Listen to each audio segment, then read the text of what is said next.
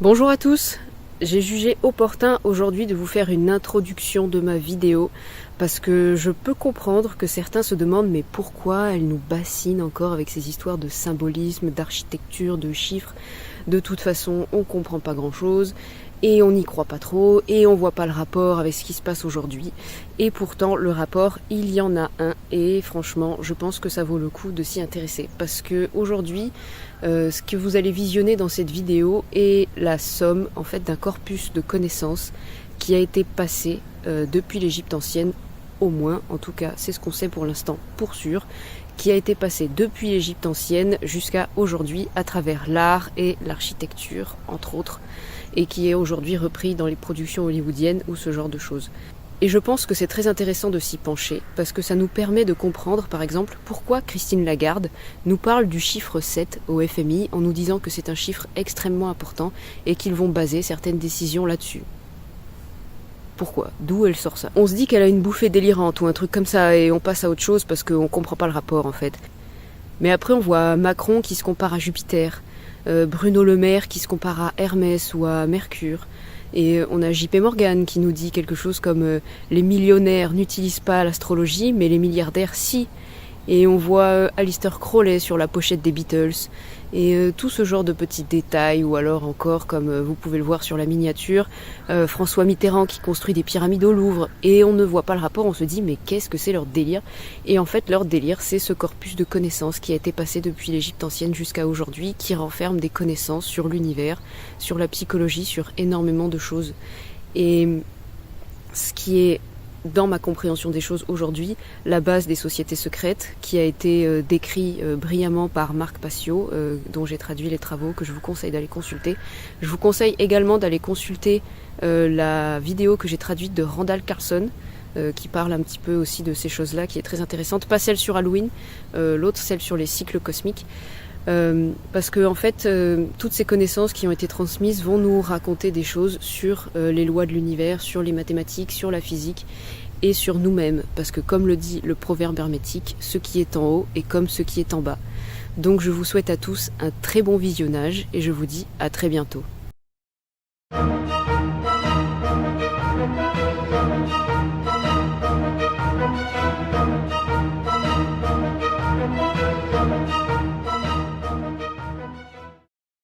Quelle est l'obsession secrète partagée par les rois, les papes et les présidents, les templiers, les francs-maçons et les pères fondateurs, les maîtres de la Renaissance, les architectes modernes et la NASA? Ce qui a été codé dans l'art, l'architecture et l'urbanisme tout au long de l'histoire jusqu'à aujourd'hui. Ce sont les secrets à la vue de tous. En tant que professeur d'architecture, ce sont les bâtiments dans le Da Vinci Code, Angers Démon et le symbole perdu de Dan Brown qui m'ont poussé à partir en exploration. Ce que j'ai trouvé encodé dans ces structures était plus étrange que la fiction, et peut-être même plus fascinant. Des amis n'arrêtaient pas de me remettre des ouvrages non fictionnels intéressants, et au bout d'un certain temps, j'ai eu l'impression que chacun d'entre eux était un indice dans un mystère global et interconnecté. J'avais l'impression de ne voir que la partie émergée de l'iceberg. En approfondissant mes recherches, j'ai commencé sans le vouloir à m'initier aux mystères anciens.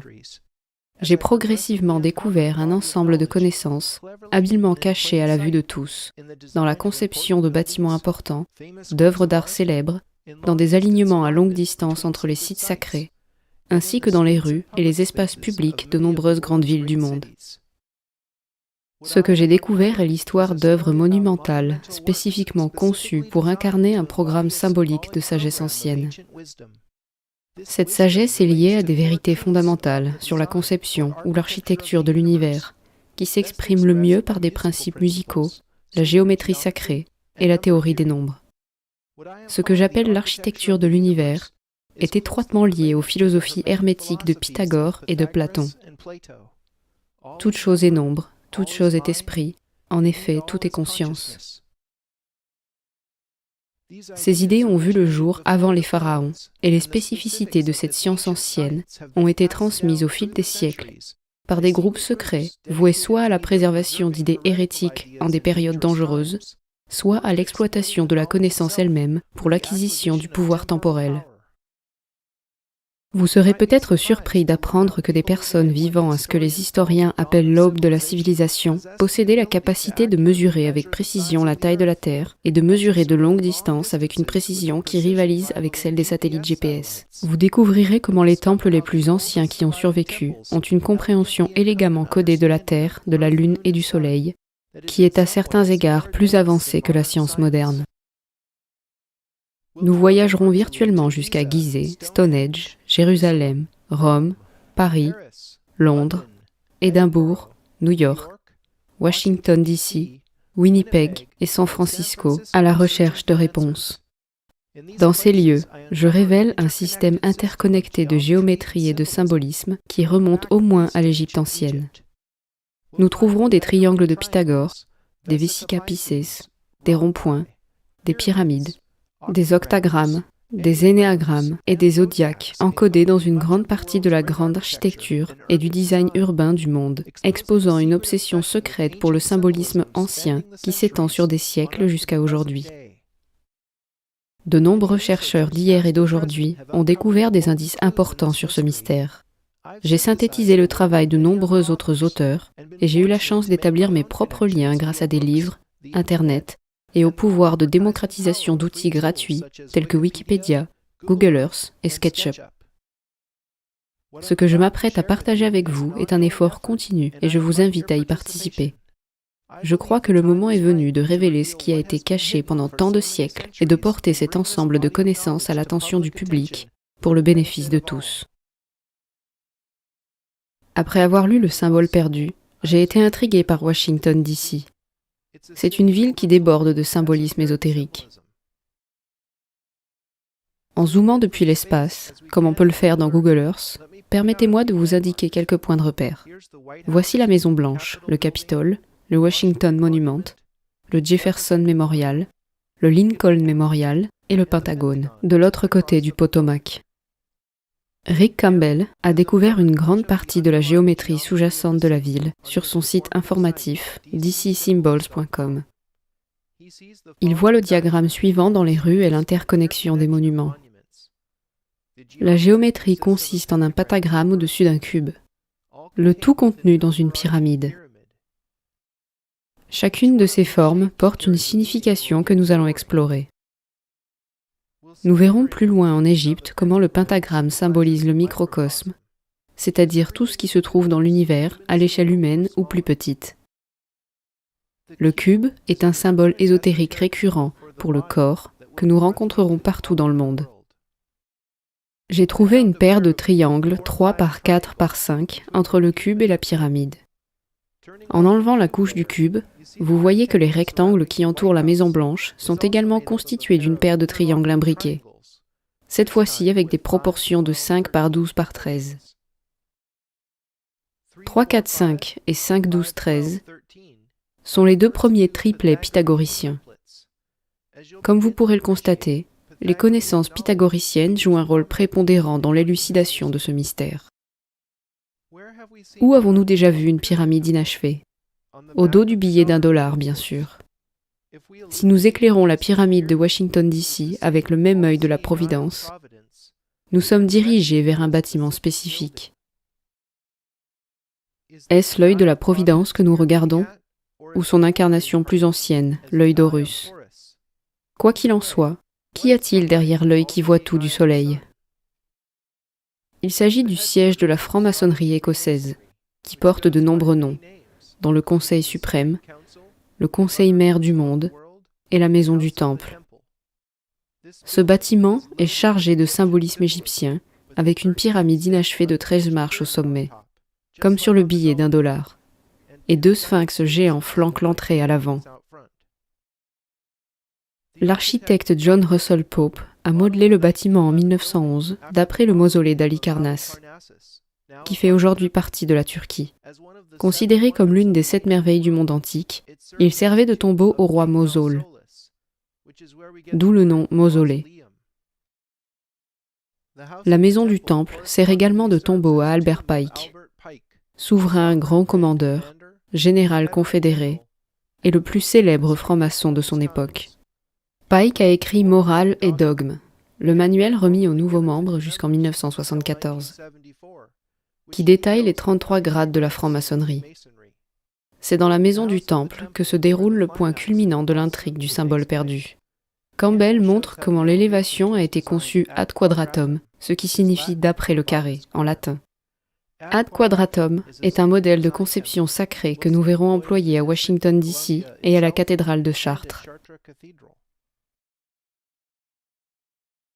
Le soleil au-dessus de l'entrée est au centre du carré, et l'angle supérieur marque le sommet symbolique de la pyramide inachevée.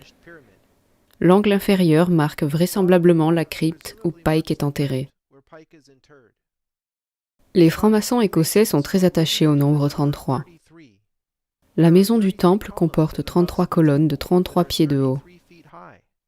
C'est là qu'un initié assidu peut obtenir le 33e degré, le plus élevé, auprès des 33 membres du Conseil suprême. Les francs-maçons du 33e degré occupent souvent des postes de pouvoir. De nombreux présidents des États-Unis étaient francs-maçons. La Grande Loge de Pennsylvanie présente une exposition permanente avec le portrait et la signature de chacun de ses présidents, ainsi qu'un historique de leur carrière maçonnique. Il est difficile de vérifier l'appartenance à une loge maçonnique, car certains membres ne rendent pas leur engagement public. Cependant, chaque loge conserve ses propres archives. Je trouve intéressant que George Washington, Harding, Eisenhower, Carter et le jeune Bush aient tous choisi de prêter serment au poste de président avec la main sur cette Bible maçonnique datant de 1770. Il faut être un homme et croire à un être suprême pour demander à devenir franc-maçon écossais. Les francs-maçons écossais insistent sur le fait que leur fraternité n'est pas une religion, bien que les athées ne soient pas éligibles.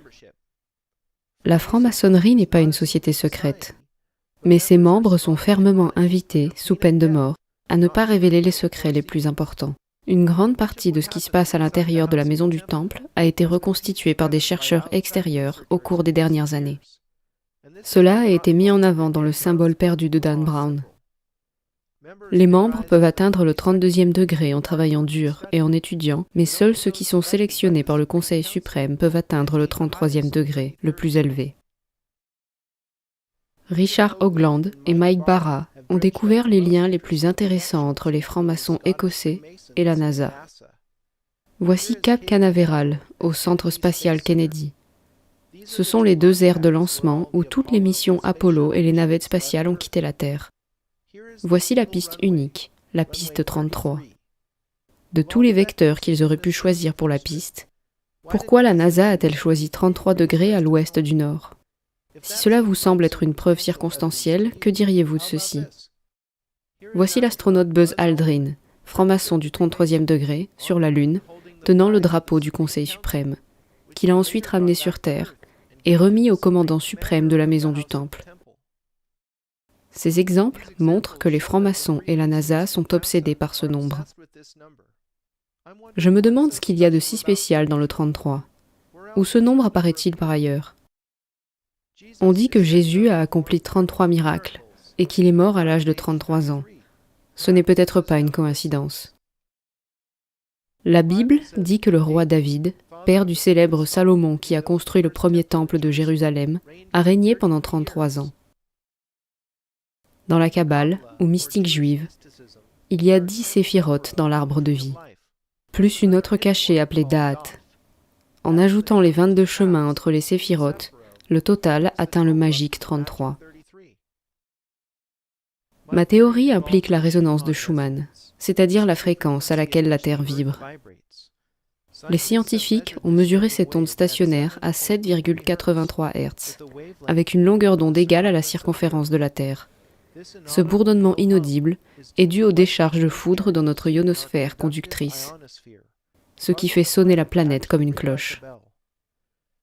Si vous faites le simple calcul, que j'ai fait ici dans une feuille de calcul, vous verrez que le Do central est à 33 harmoniques, ou 32 harmoniques au-dessus de la résonance de Schumann. Cela vous semble invraisemblable? Pensez-y de cette façon. Notre corps résonne 33 octaves au-dessus de la vibration fondamentale de la Terre. Cela correspond à l'ancienne devise hermétique, ce qui est en haut est comme ce qui est en bas. Je trouve incroyable que l'emblème des Nations Unies divise la Terre en 33 secteurs. Il ne s'agit pas d'une simple coïncidence. La colonne vertébrale humaine compte 33 vertèbres, si l'on compte individuellement les os fusionnés de la partie inférieure de la colonne vertébrale. Il se pourrait bien que le nombre 33 soit intégré dans l'architecture de l'univers. Pour s'en convaincre, il suffit de regarder le grand sceau des États-Unis d'Amérique, tel qu'il apparaît au dos du billet d'1 $. Commençons par le côté opposé du grand sceau, le côté avec l'aigle. Plus important pour notre enquête, comptons le nombre de plumes sur les ailes. L'aile gauche compte 33 plumes et l'aile droite 32. Ces plumes pourraient-elles faire référence aux 33 harmoniques ou 32 harmoniques dont nous venons de parler à propos de la résonance de Schumann? Je pense que Rick Campbell a correctement décodé la géométrie de contrôle. 3 cercles, dont les centres sont situés sur la même circonférence, forment une sorte de double vesica pisces. Une vesica pisces se forme lorsque 2 cercles de tailles égales se rejoignent de telle sorte que leurs centres se retrouvent sur la même circonférence. Une étoile de David émerge des points d'intersection des 3 cercles. En examinant le revers du grand sceau, nous trouvons la même géométrie de contrôle. Regardez les lettres entourées sur Annuit Coeptis et Novus Ordo Seclorum. Ne vous souciez pas pour l'instant de la signification de ces devises.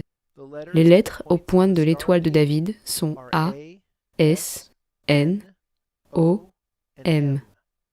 En les réarrangeant, nous obtenons maçon. Pour résumer, nous avons vu comment la maison du Temple chapeaute une pyramide à Washington, D.C. Il existe un lien maçonnique évident avec le bureau du président, la NASA et l'ONU. Les francs-maçons écossais sont obsédés par le nombre 33, qui trouve un écho dans la tradition judéo-chrétienne et qui a une résonance à la fois avec le corps humain et la terre. Ce n'est un secret pour personne que l'histoire des francs-maçons remonte aux Templiers. J'ai été stupéfait de découvrir qu'il existe un village appelé Roslyn de l'autre côté du Potomac, à proximité de la Maison Blanche. De nombreux chercheurs pensent que l'une des factions de Templiers s'est réfugiée en Écosse, après l'infâme raid qui a détruit leur ordre. La chapelle de Roslyn, en Écosse, est l'endroit décrit dans le Da Vinci Code, où Sophie apprend qu'elle est une descendante directe de Jésus et où elle retrouve sa lignée. Le vendredi 13 octobre 1307 est la date à laquelle la plupart des Templiers ont été arrêtés, ont vu leurs biens considérables saisis, ont été interrogés et torturés à mort par des agents du roi de France, agissant en coopération avec le pape. Connaître les liens entre les Templiers, la chapelle de Roslyn en Écosse et les francs-maçons écossais m'a incité à examiner de plus près Roslyn en Virginie. Roslyn présente 2 caractéristiques importantes, un village dense et le mémorial du corps des marines. J'ai donc tracé une ligne allant du centre du mémorial du corps des marines à Roslyn en Virginie, au centre de la chapelle de Roslyn en Écosse. Vous pouvez le voir sur Google Earth. La trajectoire du grand cercle passe précisément par le sommet de l'œil de la Providence et par l'ensemble de la pyramide des rues de Washington, D.C., ce qui confirme mon raisonnement. Avant de quitter complètement l'Écosse, faisons un détour par Édimbourg. La Royal Mile est la rue touristique la plus ancienne et la plus fréquentée d'Édimbourg. Si l'on mesure une ligne allant de la façade de l'abbaye de Holyrood, construite en 1128 par le roi David Ier d'Écosse, à la tour circulaire du château d'Édimbourg, construite par le même roi, on constate qu'elle mesure presque exactement 8/7 de mile. La Royal Mile, mentionnée à Édimbourg, est donc, par définition, le mile royal égyptien. Il s'agit d'une unité mémorable et importante, car comme le montre Richard East dans son livre intitulé « Les nombres sacrés et les origines de la civilisation », il y a exactement 3456 miles royaux égyptiens dans le rayon polaire de la Terre. Le roi David a construit ces structures au début de l'existence des Templiers. Peu après leur retour de Jérusalem, et l'explosion de la construction gothique. Le roi David, premier d'Écosse, aurait-il pu être lié à la connaissance des Templiers sur Terre depuis la maison de David à Jérusalem? Revenons à Washington DC et voyons comment le Mile Royal y est codé à la vue de tous. En zoomant sur la zone située devant le Capitole, de nombreux chercheurs ont identifié des compas maçonniques intégrés dans le plan des rues. Les compas qui longent les avenues Pennsylvania et Maryland pointent vers la Maison Blanche et le Jefferson Memorial. L'écartement des compas est d'1 mile royal. Je pourrais mettre cela sur le compte de la coïncidence s'il n'y avait pas le diagramme que Richard Hiss a publié dans le Nombre sacré. Ce diagramme se présente sous la forme d'une grille de triangles équilatéraux. Chaque angle mesure 1 mile royal. Le Jefferson Memorial, la Maison Blanche et la Maison du Temple sont situés au centre de ces points. La pointe du Pentagone qui fait face à la Maison Blanche est sur ce point. C'est une trop grande coïncidence pour ne pas avoir été le produit d'un dessin intentionnel. J'ai trouvé que l'ancien diagramme de la fleur de vie s'intègre parfaitement dans cette grille. La fleur de vie a été découverte dans le monde entier. Wikipédia répertorie la fleur de vie dans 15 pays à ce jour. Voici la fleur de vie du temple d'Osiris à Abydos en Égypte, qui date d'au moins 3300 ans. Il est peu connu que même Léonard de Vinci a étudié la fleur de vie. C'est la deuxième représentation d'un cube que nous voyons à Washington. La métrologie, la science des mesures, est l'une des clés pour déchiffrer l'architecture secrète. Chaque côté du grand cube s'étend sur 2 triangles, formant une longueur d'arête égale à 2 miles royaux. Le rayon polaire de la Terre est égal à 1728 fois 2 miles royaux. Cela correspond aux 3456 miles royaux, en référence à la Royal Mile d'Édimbourg. Le nombre 1728 relie Washington DC à la mythique Nouvelle Jérusalem décrite dans la Bible. La Bible avait la forme d'un carré. Sa longueur était égale à sa largeur. Il a mesuré la ville avec le roseau, 12 000 stades. Sa longueur et sa largeur et sa hauteur étaient égales. Les dimensions de la Nouvelle Jérusalem décrivent un cube dont le volume est de 1728 milliards de stades. Vous êtes-vous déjà demandé pourquoi les États-Unis et Israël ont des liens si étroits?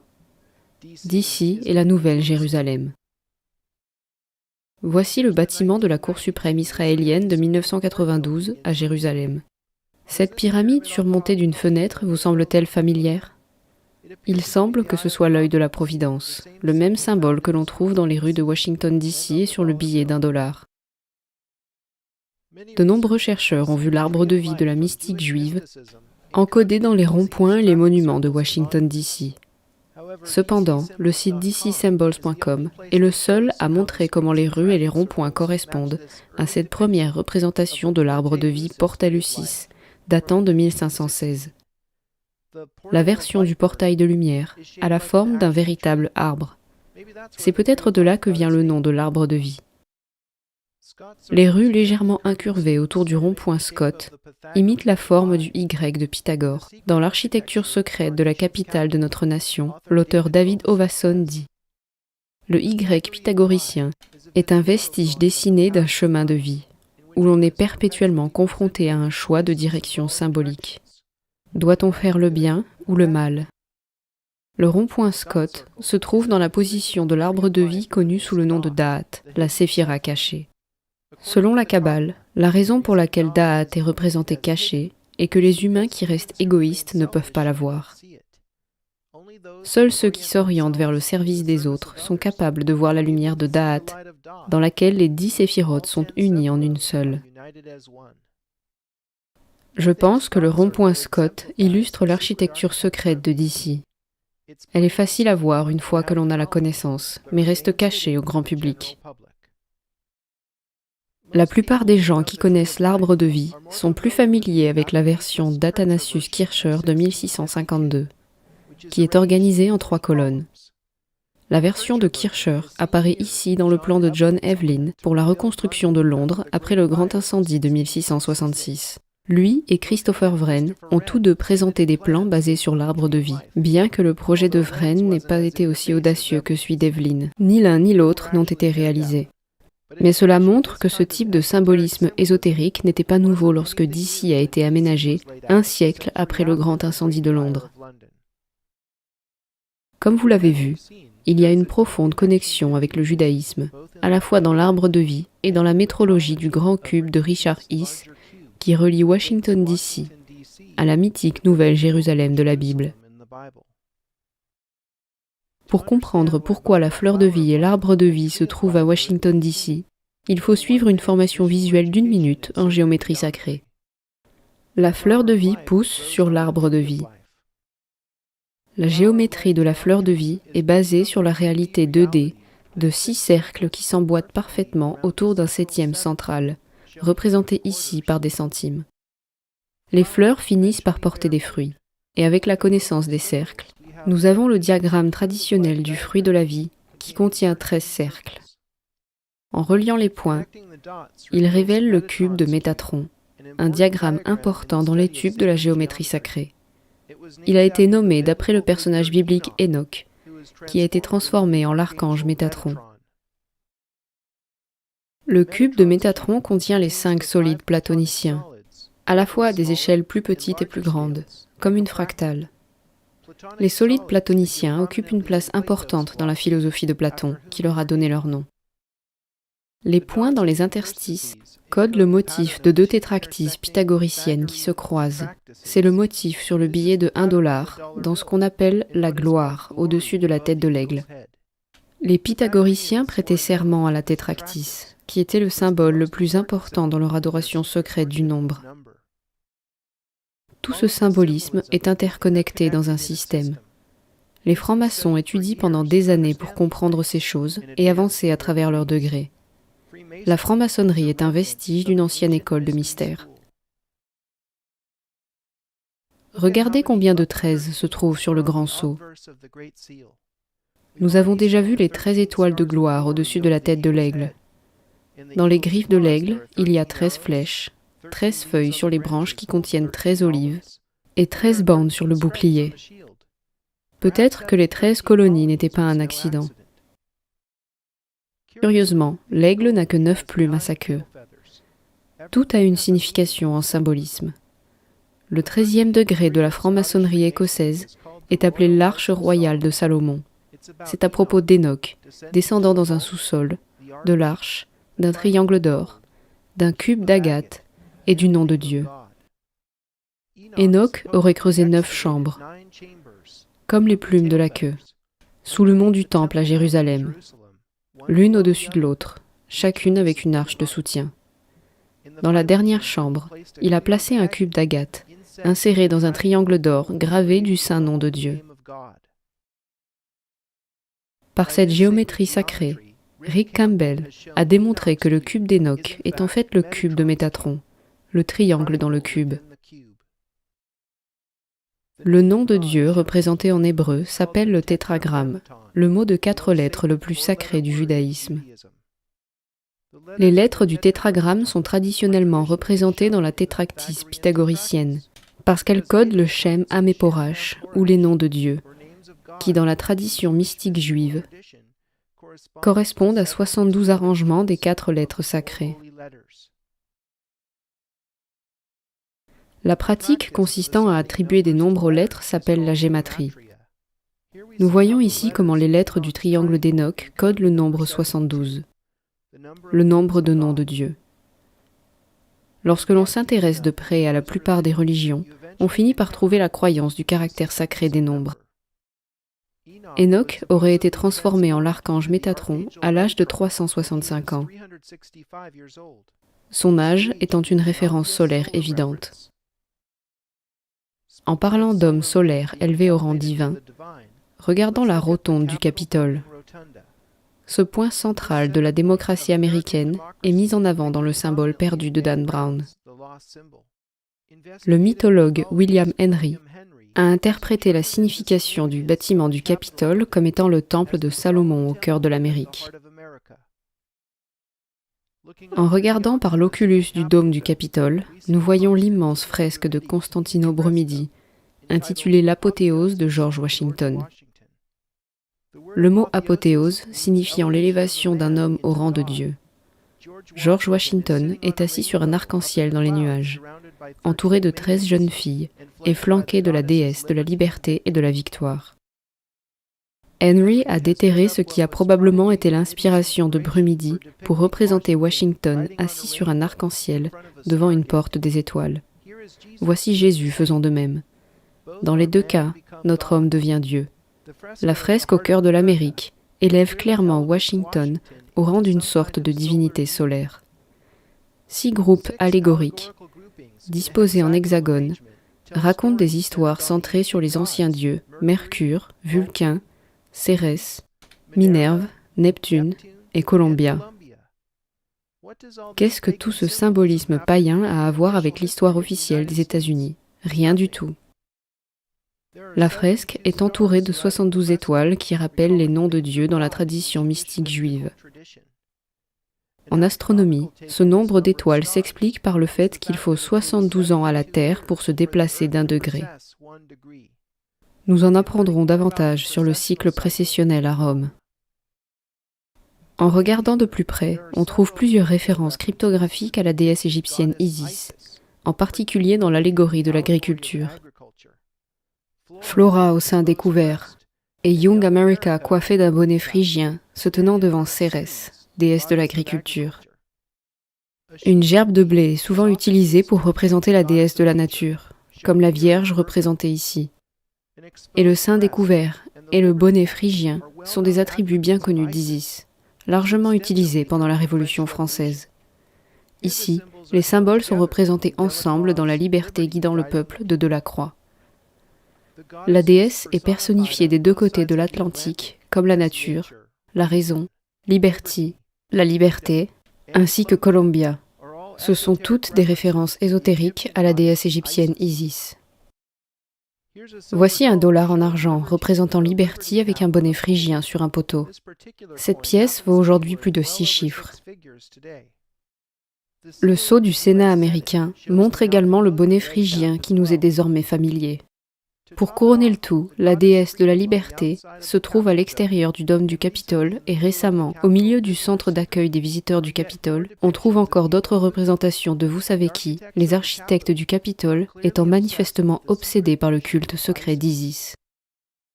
En suivant la déesse Liberty vers le haut, nous voyons comment l'ensemble de DC a été tracé à l'origine par George Washington en 1791. Les bornes des miles sont placées ad quadratum, tout comme l'élévation de la maison du Temple, construite plus d'1 siècle plus tard. Cette excroissance organique ultérieure dans la partie inférieure du carré est devenue Alexandria, en Virginie. Dans l'Antiquité, Isis possédait un temple important sur l'île de Pharos, juste à l'extérieur d'Alexandrie en Égypte, où se trouvait le phare d'Alexandrie, merveille du monde antique. La lumière qui en émanait était l'étoile de la mer, Stella Maris, l'une des nombreuses épithètes d'Isis. Le point le plus élevé d'Alexandria en Virginie possède une réplique de l'ancien phare sous la forme du George Washington Masonic National Memorial. George Washington et de nombreux pères fondateurs étaient bien sûr des francs-maçons bien connus. Prêtez une attention particulière aux 3 cubes qui forment le corps du phare. Nous retrouverons ce symbolisme à Londres et nous le décoderons enfin à Paris. Comment se fait-il que nous continuions à trouver des liens secrets avec Isis de l'Égypte ancienne, dans un pays qui n'a aucune raison apparente d'établir ce lien symbolique? Croyez-le ou non, Pennsylvania Avenue est astronomiquement orientée vers le lever héliaque de Sirius. Les anciens Égyptiens basent leur calendrier sur ce phénomène, qui correspond au jour où l'étoile d'Isis, Sirius, est visible à l'horizon juste avant le lever du soleil. Depuis la Maison Blanche, au début du mois d'août, Sirius est visible quelques minutes avant le lever du soleil, directement derrière le Capitole. Du point de vue du Capitole, Le coucher du soleil ce même jour passe tout droit sur Pennsylvania Avenue et se couche sur le sommet de la pyramide de la Poste nationale. Si l'on superpose 2 pentagrammes sur le Capitole, on observe 2 phénomènes intéressants. Ces arêtes suivent les avenues Pennsylvania et Maryland, et le RFK Stadium de 1961 est parfaitement encadré dans la courbe du pentagramme opposé. J'ai remarqué des rues rayonnantes au-dessus et en dessous du Capitole. Puis j'ai eu le déclic avec les pentagrammes, et j'ai vu que ce qui est représenté ici est en fait la croix templière. Il n'y a maintenant plus de doute sur ceux qui sont à l'origine du symbolisme dans les rues de Washington, D.C. Les Templiers ont peut-être disparu depuis longtemps, mais les francs-maçons écossais sont toujours actifs aujourd'hui. Nous en apprendrons plus sur les Templiers à la cathédrale de Chartres et à nouveau à Londres. Le livre de David Howasson, L'architecture secrète de la capitale de notre nation, révèle que Washington, D.C. compte plus de zodiaques que n'importe quelle autre ville du monde, concentrée dans ce que l'on appelle le triangle fédéral. Le triangle fédéral contient de nombreuses structures gouvernementales importantes, notamment les archives nationales, la poste nationale, le ministère de la Justice et du Commerce, etc. Plus important encore, Howasson montre comment ces zodiaques du triangle fédéral attirent l'attention sur une constellation en particulier, la Vierge. La Vierge est une représentation ésotérique d'Isis. Depuis, la recherche sur le symbolisme maçonnique l'a conduit à relier les étoiles Arcturus, Régulus et Spica à un triangle terrestre reliant la Maison Blanche, le Capitole, et le point où beaucoup pensent que le Washington Monument était censé être.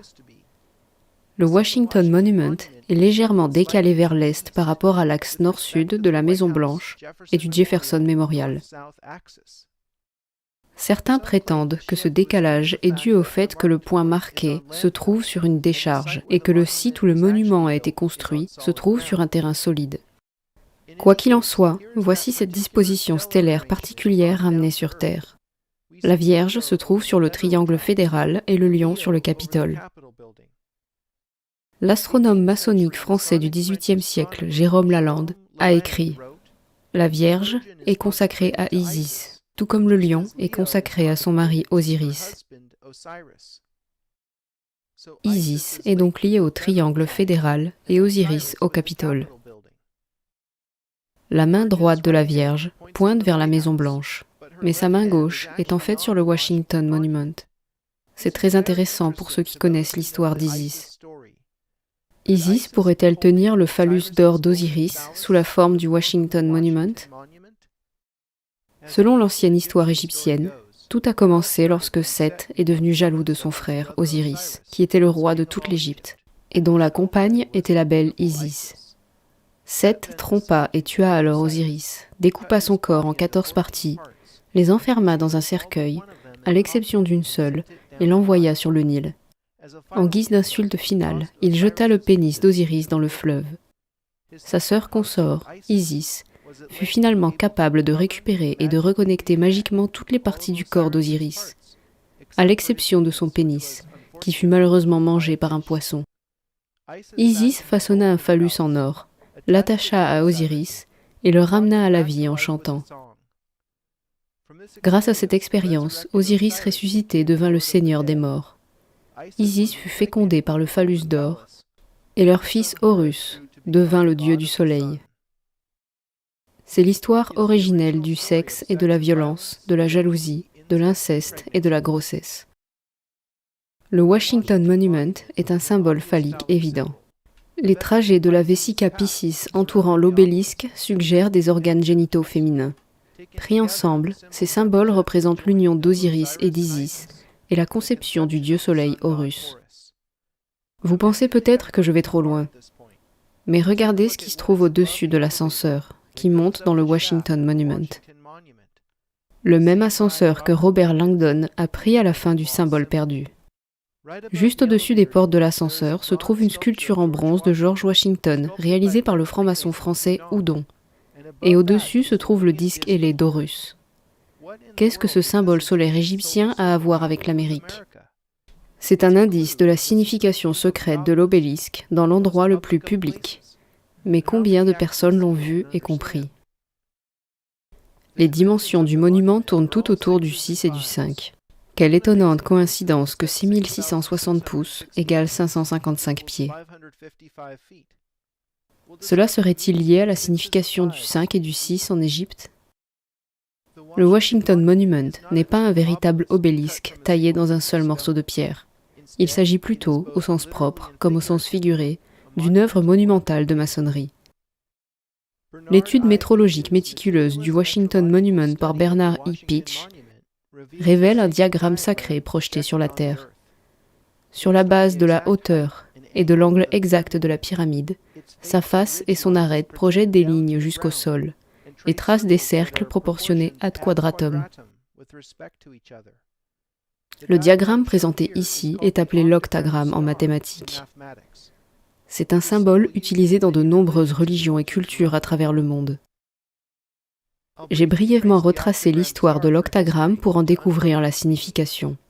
L'exemple le plus ancien que j'ai trouvé et qui présente cette symétrie est l'étoile d'Inanna, la déesse sumérienne, sur laquelle je pense que toute l'obsession pour Isis est en fin de compte basée. Les archéologues ont identifié la culture sumérienne comme la plus ancienne civilisation de la planète. Sumer a précédé l'Égypte ancienne, mais elle n'a été découverte qu'en 1890. C'est donc la raison pour laquelle la plupart des références ésotériques font référence à Isis plutôt qu'à Inanna. Je recommande vivement la lecture des œuvres collectives de Zecharia Sitchin pour une théorie alternative, voire controversée sur les origines de la civilisation. Mais c'est le sujet d'un tout autre documentaire. J'ai trouvé l'octagramme dans de nombreux autres endroits du monde. L'étoile hindoue de Lakshmi est un pur octagramme. L'Ogdoad égyptien ajoute un œuf cosmique central, contenant le dieu soleil Ra. La structure du calendrier celtique entre en résonance avec l'octagramme. Le théologien gnostique Valentin a transformé les concepts égyptiens en concepts chrétiens dans sa cosmologie du IIe siècle, dont le centre est le plérum ou la tête de Dieu. La roue bouddhiste du Dharma en fait son symbole et intègre le chemin divisé en 8. L'islam utilise le Rub'u el-Hizb comme symbole, que l'on trouve dans les plus anciens Corans comme marqueur de chapitre. Ici, il est exprimé fractalement sur la tombe de Muhammad à Médine. L'Église orthodoxe orientale a utilisé l'octagramme dans de nombreuses représentations du Christ Pantocrator et dans la Transfiguration.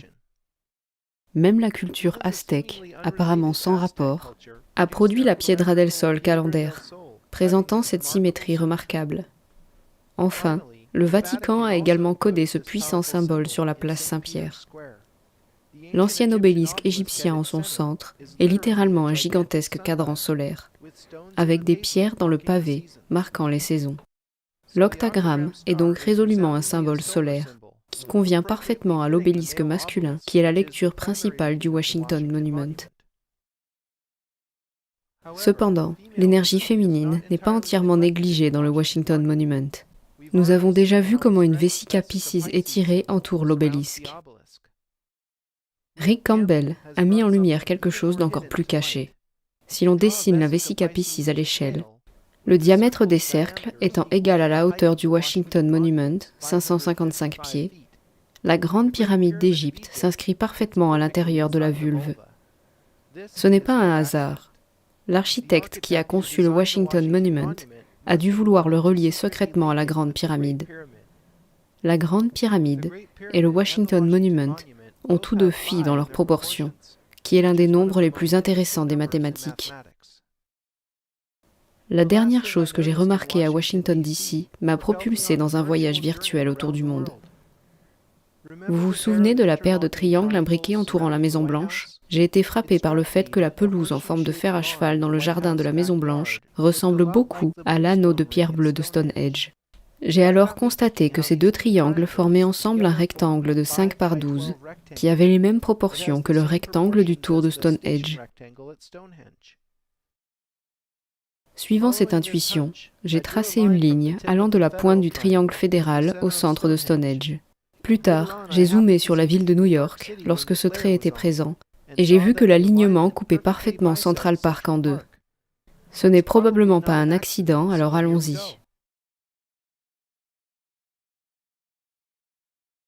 L'angle que prend cet alignement à grande échelle à travers Central Park correspond à l'hypoténuse de triangle de Pythagore imbriqué. 4 de ces triangles correspondent précisément aux proportions de Central Park, soit un triangle de 5 par 24. Je me suis ensuite demandé ce que faisait cet aqueduc inhabituel, juste sous la surface du réservoir Jacqueline Kennedy Onassis. Il semble imager l'hypoténuse du triangle.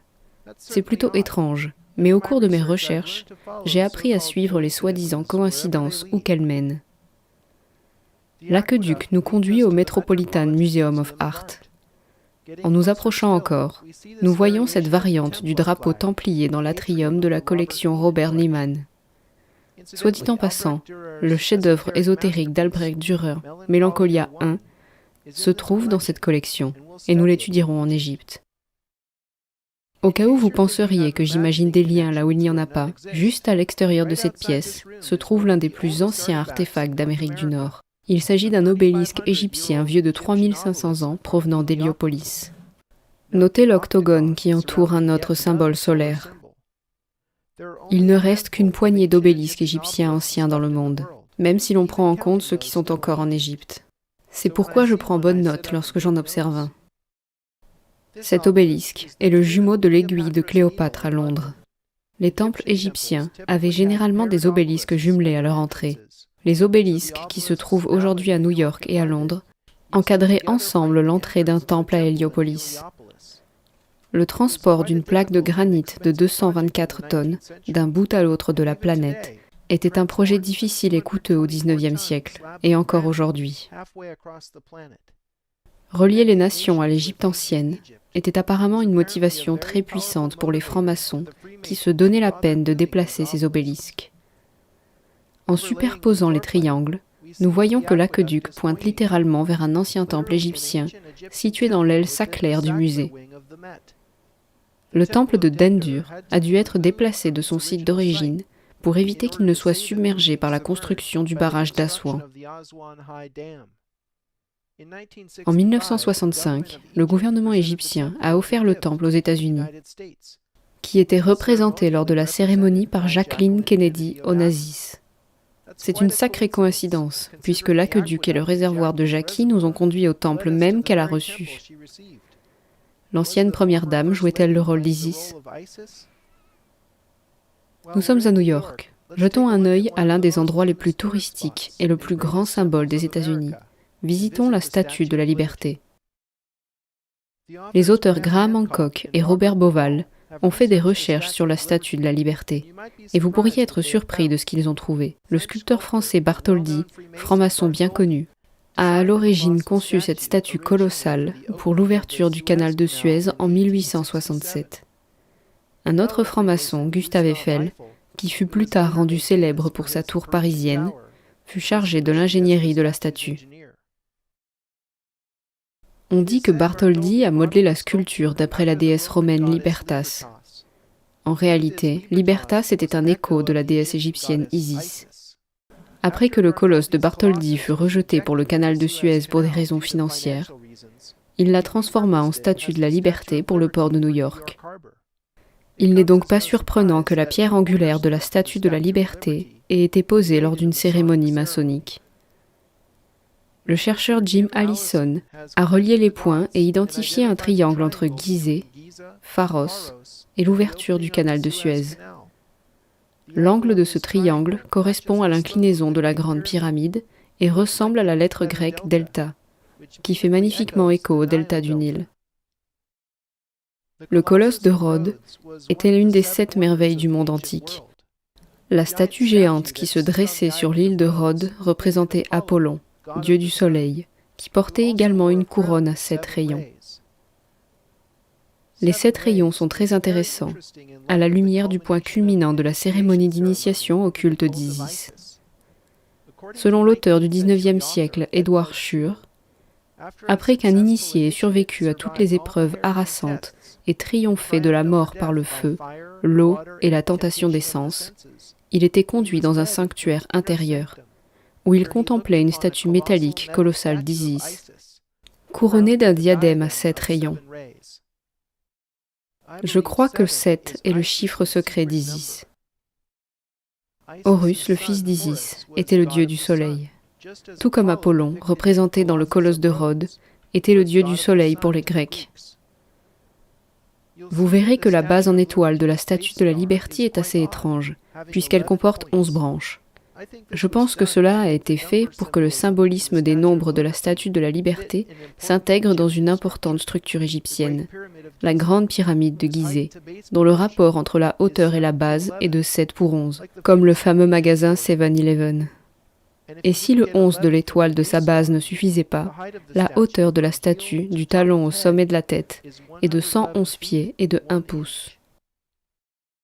Tout correspond. Vous voyez comment la statue de la liberté représente secrètement la déesse égyptienne Isis. En prolongeant la ligne de la structure submergée dans le réservoir qui nous a conduits au temple d'Isis jusqu'à l'East River, nous sommes dirigés vers le siège des Nations Unies, dans le centre de Manhattan. Les proportions du bâtiment emblématique du secrétariat sont basées sur phi. Comme vous le savez, cette proportion relie la structure au Washington Monument et à la Grande Pyramide. Saviez-vous que le site de 69 000 m² du siège de l'ONU est considéré comme un territoire international et ne fait techniquement pas partie de la ville de New York? Le siège de l'ONU dispose de sa propre force de sécurité, de son propre service de pompiers et de sa propre administration postale, qui émet même ses propres timbres. L'idée que le siège de l'ONU est une ville dans une ville me rappelle que le Vatican est également une ville dans Rome. J'aime parler de ville imbriquée ou de structure fractale. J'ai été fasciné de découvrir que le gouvernement italien avait fait don à l'ONU, en 1991, d'une sculpture d'Arnaldo Pomodoro représentant une sphère à l'intérieur d'une autre sphère. La boule dorée représente magnifiquement le concept d'une ville à l'intérieur d'une ville. Les structures internes m'ont semblé être des bâtiments et des rues sur les surfaces intérieures des sphères. Je suis intrigué parce que j'ai vu 3 autres sculptures similaires dans des lieux importants pour mes recherches. Pomodoro a réalisé une série de 6 sphères à l'intérieur de sphères, dispersées dans le monde entier. Les emplacements significatifs des sphères sont le Hirshhorn Museum and Sculpture Garden à Washington, D.C., tout près du Capitole, le musée Young à San Francisco et la cour du Belvédère au Vatican. Nous les visiterons en temps voulu. La salle du Conseil de sécurité est la salle d'urgence de l'ONU, où sont parfois prises des décisions impliquant des sanctions économiques et des actions militaires. Remarquez le bureau en forme de fer à cheval, entourant 13 chaises situées autour d'une table rectangulaire au centre. Les chaises rouges qui encadrent le groupe central sont disposées en rangées de 13. Tous ces 13 rappellent le nombre 13 figurant sur le grand sceau des États-Unis. La peinture murale de la salle du Conseil de sécurité est l'œuvre de l'artiste norvégien Per Krogh et contient un symbolisme très intéressant. Le panneau arqué de gauche montre une femme ouvrant une fenêtre qui laisse entrer des rayons de soleil doré.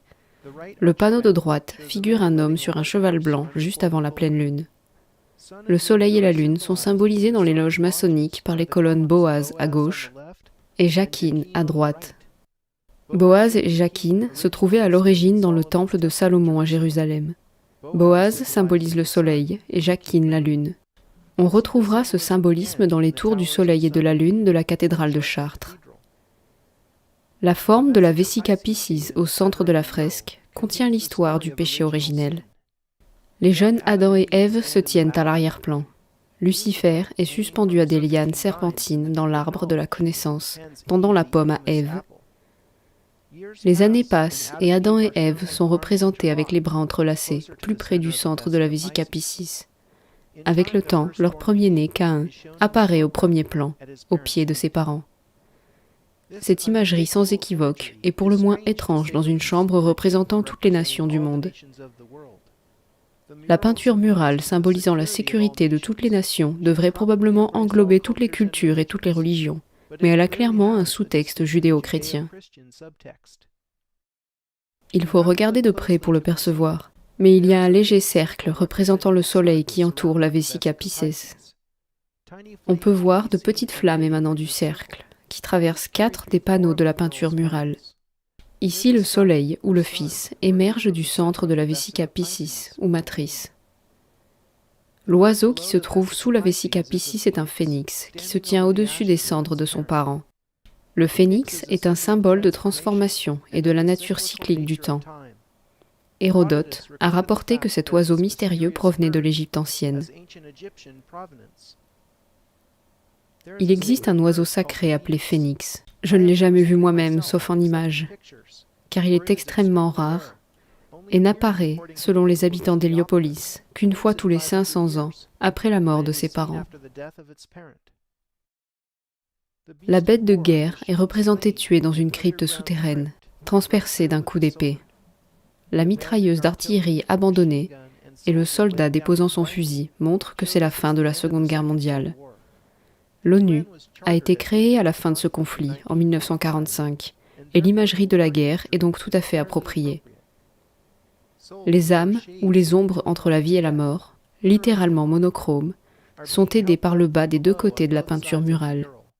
Les ombres du côté solaire gauche sont teintées d'or, et les ombres du côté lunaire droit sont teintées d'argent, comme il se doit. La devise originale de la Révolution française, liberté, égalité, fraternité ou la mort, correspondent étrangement avec le reste de la symbolique. Les âmes soulevées avec des cordes vers la lumière gagnent leur liberté. La scène en haut à gauche montre un groupe de personnes pesant du grain, vraisemblablement pour le distribuer équitablement. La fête, dans les deux panneaux entourant la Vesica Piscis, illustre la fraternité, avec toutes sortes de personnes et d'enfants joyeusement unis, tenant des rubans cyan et des drapeaux de l'ONU. Les âmes qui sont mortes pendant la guerre s'alignent et franchissent la porte de la mort derrière le phénix. La mort a plus tard été supprimée de la devise révolutionnaire car elle rappelait trop le règne de la terreur. Le drapeau tricolore de la République française symbolise la devise à 3 termes: liberté, égalité, fraternité. La scène en haut à droite montre des scientifiques qui étudient le macrocosme et le microcosme à l'aide d'un télescope et d'un microscope. Les deux panneaux supérieurs contiennent un message politique avec la représentation de personnes qui peignent, plantent, conçoivent, jouent de la musique, chantent, écrivent et dansent. Je pense que la signification est que l'humanité peut jouir de ses plaisirs supérieurs après qu'une guerre ait été transformée, comme un phénix, en paix, grâce à l'ONU. Le symbolisme de la fresque contient des images judéo-chrétiennes, maçonniques, de la Révolution française et de l'Égypte ancienne, qui ne sont devenues évidentes qu'après une analyse minutieuse. La fresque est plus qu'un petit élément décoratif, elle domine la salle du Conseil de sécurité.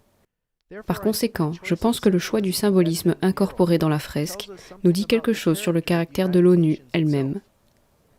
Les liens cachés avec les maçons et l'Égypte me semblent particulièrement provoquants. Contempler l'ONU m'a fait penser aux symboles nationaux. Le drapeau de l'ONU est le symbole des nations qui s'unissent dans la paix. Comme je l'ai déjà mentionné, la carte est divisée en 33 secteurs. Il semble approprié que la terre soit flanquée de 2 branches d'olivier symbolisant la paix. Chacune de ces branches contient 13 feuilles. Le drapeau de l'ONU est de couleur cyan et a été créé après la création de l'ONU en 1945. En 1947, l'ONU a décidé de diviser la Palestine en un État juif, un État arabe et une Jérusalem administrée par l'ONU. Cette décision a conduit à une série de guerres et finalement à l'indépendance d'Israël en 1948. Les armoiries d'Israël sont également de couleur cyan. Il semble approprié que la Ménorah soit représentée, car elle est un symbole du judaïsme depuis près de 3000 ans. La Ménorah est flanquée de 2 branches d'olivier à 13 feuilles, symbolisant la paix. Un autre parallèle avec le drapeau de l'ONU. Les drapeaux et les armoiries de nombreux pays comportent des rameaux d'olivier symbolisant la paix. Toutefois, seul l'emblème de l'ONU et les armoiries d'Israël, des États-Unis et des îles Vierges américaines comportent des branches ayant exactement 13 feuilles. Les armoiries des îles Vierges américaines sont une version modifiée du Grand Sceau des États-Unis. Le drapeau des États-Unis d'Amérique présente également un symbolisme numérique important. Il comporte 13 bandes rouges et blanches. 50 étoiles sont disposées en 9 rangées, alternant entre des rangées de 6 et de 5 étoiles. Nous apprendrons la signification des 9 rangées à San Francisco et de l'alternance des rangées de 6 et 5 étoiles en Égypte. Reprenons l'alignement qui a commencé à la pointe du triangle fédéral à Washington, en passant par le Central Park de New York, jusqu'à son point d'arrivée au centre de Stonehenge. Nous nous demandons pourquoi les pères fondateurs de Washington et les urbanistes de New York ont conspiré pour relier leur ville à ce temple antique. La raison est simple, Stonehenge est au cœur du mystère. Regardons de plus près. Le premier monument du site a été commencé pendant la période néolithique, environ 3100 ans avant notre ère. Et Stonehenge a été achevé pendant l'âge de bronze, il y a environ 4500 ans. Voici une reconstruction de la phase 3 de Stonehenge à son apogée, montrant l'anneau de Sarsen avec ses linteaux de pierre, les énormes trilithons et les plus petites pierres bleues. Le cercle d'Aubrey, plus grand, est un anneau de 56 trous permettant d'accueillir des pierres de station debout. En reliant les pierres de station, on voit ce que les chercheurs appellent le rectangle de la station. Ce qui est étonnant, c'est qu'il présente exactement la même proportion de 5 par 12, comme nous l'avons déjà vu à Washington et à New York. Nous allons maintenant voir d'où vient cette proportion, comme il s'agit certainement du plus ancien exemple connu. L'astronome Gerald Hawkins a montré comment le rectangle de la station codait des phénomènes astronomiques spécifiques, notamment les cycles de la Terre, de la Lune et du Soleil, commémorés par des fêtes importantes dans le calendrier celtique. Stöckle, l'un des pères fondateurs de l'archéologie au XVIIIe siècle, dont la grande œuvre a été l'étude de Stonehenge, a affirmé que la franc-maçonnerie était un héritage des druides, qui à leur tour tenaient leur connaissance des anciens Égyptiens. L'étoile à 7 branches, inscrite dans le cercle d'Aubrey, situe clairement l'anneau de Sarsen et forme le fer à cheval des trilithons et des pierres bleues. Après avoir identifié le 7 comme étant le chiffre secret d'Isis à New York, je me demande si cette étoile à 7 branches n'est pas l'étoile d'Isis. La civilisation égyptienne était à son apogée à l'époque de la construction de Stonehenge. Et bien que nous n'ayons aucune preuve archéologique reliant physiquement les deux cultures, cela reste une possibilité intrigante. Avebury et Silbury Hill se trouvent à une courte distance de Stonehenge. Les archéologues affirment que ces deux monuments ont été construits en même temps que Stonehenge, il y a environ 5000 ans. Le feu John Michell, considéré comme le père des mystères de la Terre, et le géomètre et chercheur Robin Heath ont découvert des relations étonnantes entre les trois monuments néolithiques en ce qui concerne leur emplacement précis sur la Terre. La base de Silbury Hill se trouve à 864 000 pieds du centre de Stonehenge. Le diamètre du Soleil est de 864 000 miles. La distance entre le 51e degré de latitude nord et la latitude de Stonehenge est de 10,8 miles royaux égyptiens. Le rayon moyen de la Lune est de 1080 miles. La latitude de Stonehenge est à 17,28 miles de la latitude d'Avebury. Nous avons compris à d'ici comment 1728 symbolise le cube. La latitude d'Avebury est précisément 360 divisé par 7 degrés nord. En divisant un cercle en 7 parties, on obtient l'étoile d'Isis. L'emplacement de Stonehenge, d'Avebury et de Silbury Hill encode le nombre du Soleil, de la Lune, du cube et de l'octagramme. Veuillez mesurer ces éléments vous-même dans Google Earth ou à l'aide d'autres méthodes. Cette preuve métrologique irréfutable devrait complètement chambouler notre compréhension de la préhistoire. Au début du XXe siècle, des archéologues ont découvert une carrière dans les collines de Presley, où les pierres bleues utilisées à Stonehenge ont été extraites, à environ 130 miles de Stonehenge. Plutôt que de savoir comment les bâtisseurs ont transporté ces grosses pierres jusqu'au site de construction, il faut plutôt s'intéresser à un mystère encore plus grand. Il avait étudié la distance entre le centre de Stonehenge et une île à l'ouest du canal de Bristol appelée Lundy. Quand il a annoncé à Michel que la distance du centre de Stonehenge à une petite colline appelée The Thump au centre de l'île de Lundy était précisément le nombre mémorable de 123,4 miles terrestres, Michel a reconnu ce nombre grâce à ses recherches, et toutes les pièces se sont rapidement emboîtées. Un mile terrestre équivaut à 5280 pieds anglais et est toujours utilisé pour mesurer les distances sur les routes aux États-Unis. Michel et Is ont dessiné un triangle reliant Stonehenge, Lundy et Presley.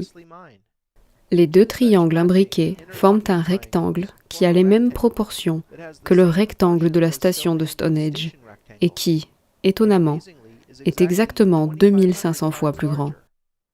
C'est le grand temple. De plus, les distances dans le rectangle de Lundy correspondent aux mesures de l'Égypte ancienne. Richard, le frère de Robin Is, a fait remarquer dans le nombre sacré que 123,4 miles terrestres sont précisément égaux à 108 miles royaux. La même unité que nous avons vue à Édimbourg et à Washington, D.C.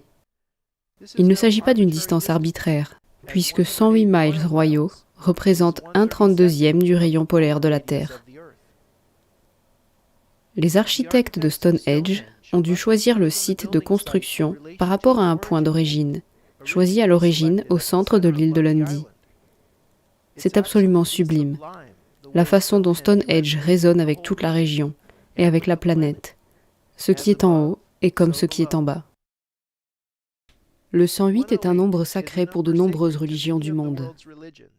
Par exemple, il y a 108 perles de prière dans le Saint-Rosaire. Le rosaire est un chemin de dévotion clé dans la vénération catholique de Marie. Les doigts des fidèles suivent le nombre d'Ave Maria qu'ils récitent en avançant d'une perle à la fois. Les hindous, les bouddhistes et les jaïns utilisent tous des colliers de prière nommés japamala, de la même manière que les catholiques.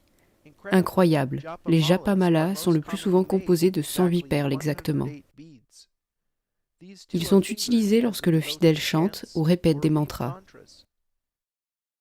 Qu'il en soit conscient ou non, la lune est en fin de compte à l'origine de ce qu'il vénère avec 108 récitations. Comme je l'ai déjà mentionné, le rayon moyen de la lune est de 1080 miles. Le lien entre les déesses et la lune est aussi ancien que l'humanité. Par coïncidence, l'élément argent, qui a toujours été associé à la Lune, a un poids atomique de 108 grammes par mole. Dans La science perdue de la mesure de la Terre, Michel et Is montrent comment le pied anglais a été dérivé de la circonférence équatoriale de la Terre. La distance autour de l'équateur est égale à 360 000 fois 365,242, avec une précision incroyable de 99,994, comparée à la norme actuelle. Cela signifie que la distance autour de l'équateur, mesurée en pieds anglais, est égale au nombre de jours dans une année multiplié par le nombre de degrés dans un cercle, multiplié par 1000. Les historiens ont perdu la trace de la date exacte de l'invention du pied dans la nuit des temps. Mais vous entendrez généralement une anecdote éculée sur le grand pied d'un vieux roi. Nous pouvons désormais affirmer avec certitude que celui qui a défini le pied anglais connaissait la circonférence équatoriale de la Terre avec une précision de l'ordre de presque 100%.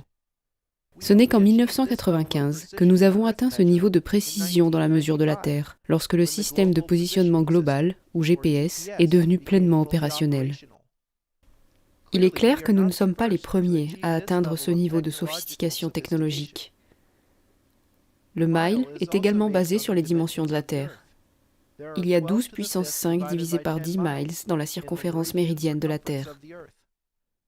528 est la clé de résonance qui définit à la fois le mile terrestre, parce que 5280 pieds sont l'équivalent d'un mile, et la fréquence centrale de l'ancien solfège, une ancienne gamme musicale utilisée dans les chants religieux. La métrologie, la science de la mesure, est l'une des clés permettant de décrypter les anciens mystères. Après tout, le mot géométrie signifie littéralement mesure de la Terre. Et pratiquement tous les systèmes de mesure anciens étaient basés sur les dimensions de la Terre. Comme John Neal l'a expliqué dans son livre révolutionnaire « Tout est fait avec des miroirs », qui a ensuite été développé et popularisé dans les livres de John Mitchell et des frères Heath, le pied anglais s'avère être la racine de l'ancien système, dans lequel des unités conçues pour mesurer différentes échelles étaient reliées entre elles par des relations fractionnaires. La façon dont l'ancien système utilisait des fractions simples est analogue à la façon dont le système métrique utilise des puissances de 10 pour interconnecter les unités utilisées à différentes échelles, telles que le millimètre, le centimètre, le kilomètre, etc. Comme si ces découvertes ne suffisaient pas, John Mitchell et Robin Heath sont tombés sur une autre découverte étonnante. Il y a une île au nord de Lundy appelée Caldee, où il y a une très vieille église prieurale construite sur un ancien site druidique. Cette île est située à 2/3 le long de la côte de Presley à Lundy.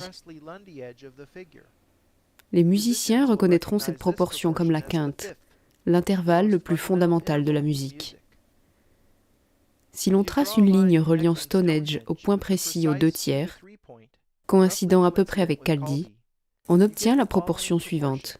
Si la ligne Lundy-Stonehenge est égale à 12, la ligne Caldee-Stonehenge est la racine carrée de 153.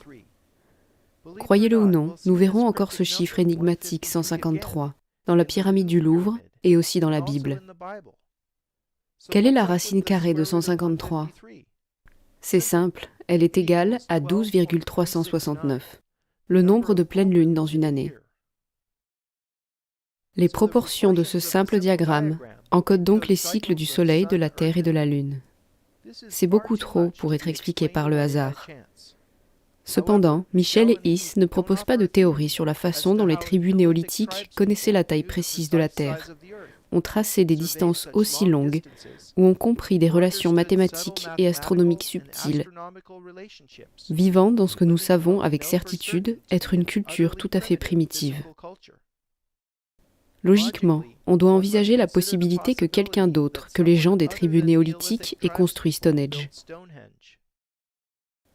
Malheureusement, les travaux de Mitchell et Heath n'ont pas été acceptés par les scientifiques de notre époque et sont ridiculisés comme étant de la pseudo-science parce que leurs recherches ont révélé à quel point nous comprenons peu de choses sur les origines de la civilisation.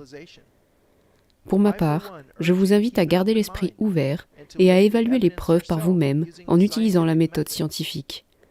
Les universitaires d'aujourd'hui ont peu de tolérance pour les théories qui bouleversent complètement l'ordre des choses. Ils veulent continuer à recevoir des fonds. Je n'ai pas non plus de théorie inattaquable, mais je peux vous dire que les bâtisseurs de Stonehenge avaient certainement des architectes extraordinaires pour diriger leurs travaux.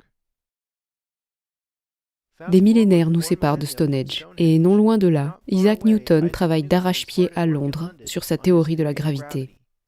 Il a déjà inventé le calcul infinitésimal pour gérer l'aspect mathématique, mais il a maintenant besoin d'une valeur précise pour la taille de la Terre pour pouvoir calculer son volume exact et fixer ainsi sa constante gravitationnelle.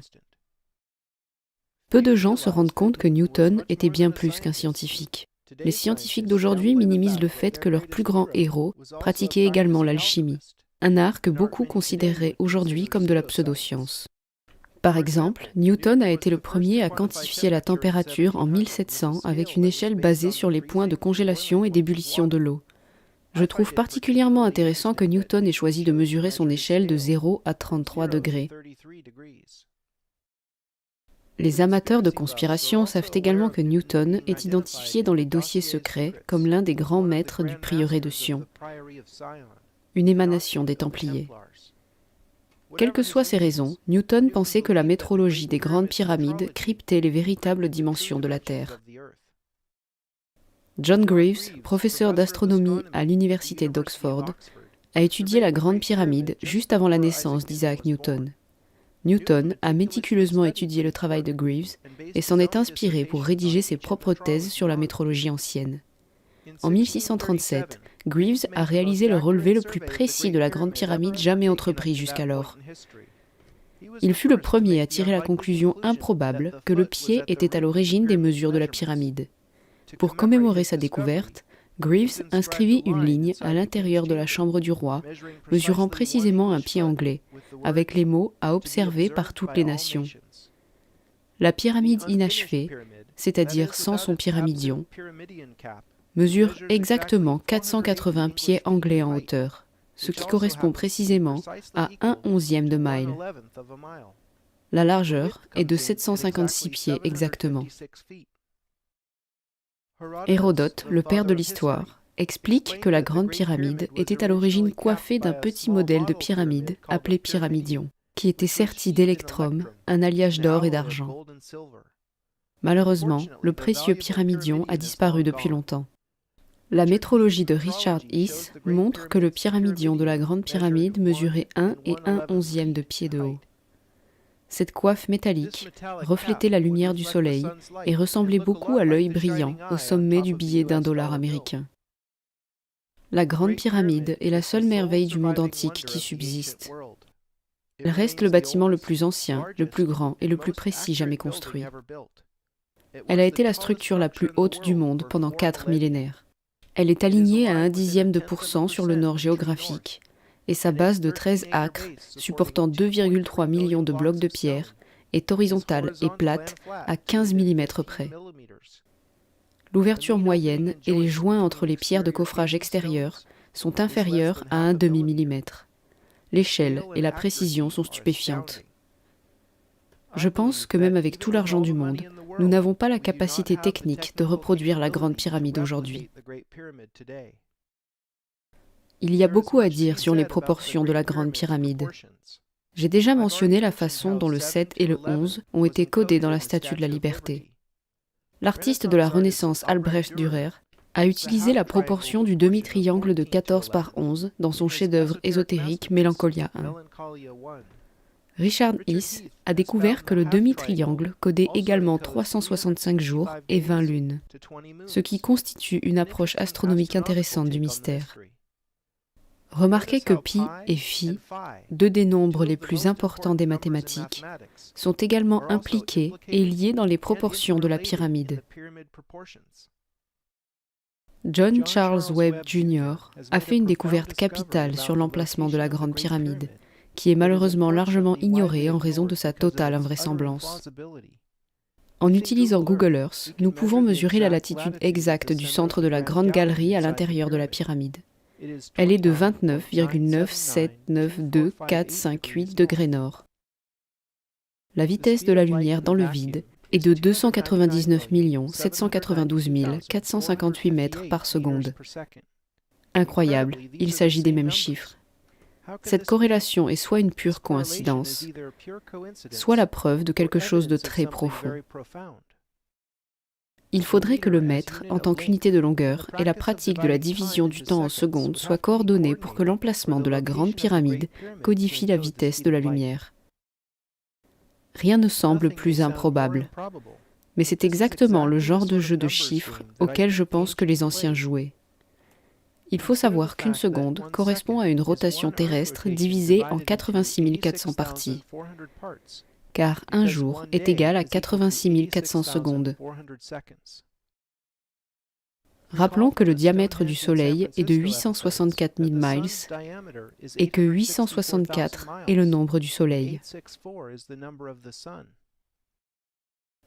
Peut-être que les secondes dans le mile ont-elles été habilement conçues pour exprimer cette belle harmonie avec le Soleil. Le kilomètre a été défini à l'origine en supposant que la circonférence du méridien terrestre est égale à 40 000 km. Dans la troisième partie sur Paris, vous en apprendrez davantage sur ce que j'appelle le canon de 400. Pour vous donner un avant-goût, considérez que lors d'une éclipse solaire, la Lune recouvre parfaitement le disque solaire. La seule raison pour laquelle cela se produit avec une telle précision est que la Lune est exactement 400 fois plus petite que le Soleil, tout en étant 400 fois plus proche de la Terre que du Soleil. En outre, la Terre tourne 400 fois plus vite que la Lune. Ce n'est peut-être pas un hasard si l'on dit que la Terre a une circonférence méridienne de 40 millions de mètres, comme il s'agit du même canon numérique. Je pense que le mètre a été secrètement conçu pour entrer en résonance avec le Soleil. En fait, aujourd'hui, le mètre est défini de manière circulaire, en autoréférence puisqu'il découle de la vitesse de la lumière, qui est elle-même mesurée en mètres par seconde. Il est également possible que le mètre soit une unité ancienne qui a été réintroduite il y a 300 ans, à une époque où la France était obsédée par l'hermétisme. En gardant ces faits à l'esprit, il est plus facile de voir comment des unités disparates basées sur la source de lumière de notre planète encodent réellement la vitesse de la lumière, en utilisant l'emplacement de la Grande Pyramide elle-même. Nos livres d'histoire ont en quelque sorte oublié que les architectes de l'aube de l'histoire connaissent la vitesse de la lumière dans le vide et la taille exacte de la Terre avec une grande précision. La Grande Pyramide a peut-être été construite avant le début de la culture égyptienne par d'autres architectes. En 1964, Alex Badawi et Victoria Trumbull ont découvert que des puits situés dans la chambre du roi à l'intérieur de la Grande Pyramide pointaient directement vers une étoile de la constellation d'Orion, et de l'étoile polaire à l'époque de la construction de la pyramide. En 1993, Rudolf Gattenbrink a obtenu des autorités égyptiennes l'autorisation d'envoyer un robot dans les puits de la Grande Pyramide. Il a pu mesurer avec précision les angles des puits, et ces données ont permis à Robert Bauval et Adrian Gilbert d'effectuer des calculs astronomiques, montrant précisément vers où les puits et les chambres des rois et des reines pointent dans le ciel. Dans leur livre de 1995 intitulé Le mystère d'Orion, Robert Bauval et Adrian Gilbert ont révélé que les puits de la chambre de la reine pointaient directement vers l'étoile Sirius au sud, et vers l'étoile polaire à l'époque de la construction de la pyramide au nord. Je peux comprendre la connexion à l'étoile polaire, parce que reconnaître la rotation des étoiles autour du pôle céleste est l'observation la plus fondamentale en astronomie. Mais pourquoi les autres puits pointent-ils vers Orion et Sirius ? Le livre Talisman de Graham Hancock et Robert Bauval éclaire ce mystère. Pour les anciens Égyptiens, Orion et Sirius représentaient Osiris et son épouse Isis. Ils se trouvent dans une région du ciel appelée Duat, le monde souterrain égyptien, où les âmes voyagent et sont jugées après la mort. Les hiéroglyphes de la tombe de Thutmose III, vieille de 3400 ans, expliquent les bienfaits de la copie de Duat sur Terre. Quiconque fera une copie de Duat et le connaîtra sur Terre, lui servira de protecteur magique, tant au ciel que sur Terre, indéfectiblement, régulièrement et éternellement. Les Égyptiens croyaient donc que la construction de copies d'Orion et de Sirius sur la Terre agissait comme des talismans magiques, apportant le pouvoir du ciel sur la Terre. Nous en avons certainement vu un exemple beaucoup plus récent à Washington, D.C. La constellation d'Orion est souvent représentée comme un chasseur avec une épée entre les jambes. Dan S. Ward dit « Aucun homme ne porte l'épée entre ses jambes, et très peu de chasseurs portent une épée. Une description plus appropriée de ce qui pend sous la taille d'Orion est peut-être celle d'un phallus. La zone du phallus d'Osiris contient la nébuleuse d'Orion, l'une des régions les plus étudiées de l'espace, car il s'agit d'une zone incroyablement génératrice, où des étoiles sont continuellement formées. C'est tout à fait approprié. À propos, nous nous trouvons dans la zone de la Voie lactée d'Orion, et Sirius est de loin l'étoile la plus brillante du ciel, parce qu'elle est l'une de nos plus proches voisines. Nous disposons maintenant des connaissances astronomiques nécessaires pour reconnaître que nous sommes en fait assez proches de Duat. Bauval et Gilbert ont montré que les 3 pyramides de Gizeh ont en fait la même position et les mêmes tailles relatives que les étoiles de la ceinture d'Orion.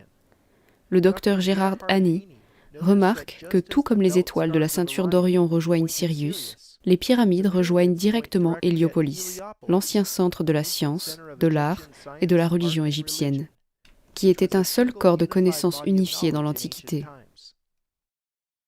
Pythagore, Platon et bien d'autres philosophes antiques se sont rendus à Héliopolis pour y être initiés aux mystères égyptiens et les répandre en Occident.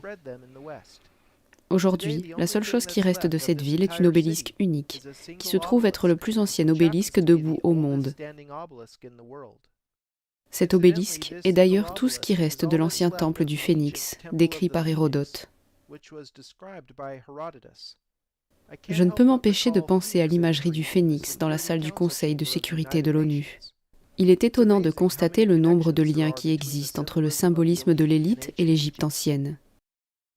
Vous avez déjà entendu parler de l'obélisque d'Héliopolis, à côté du Met à New York, et de son pendant sur le quai Victoria à Londres.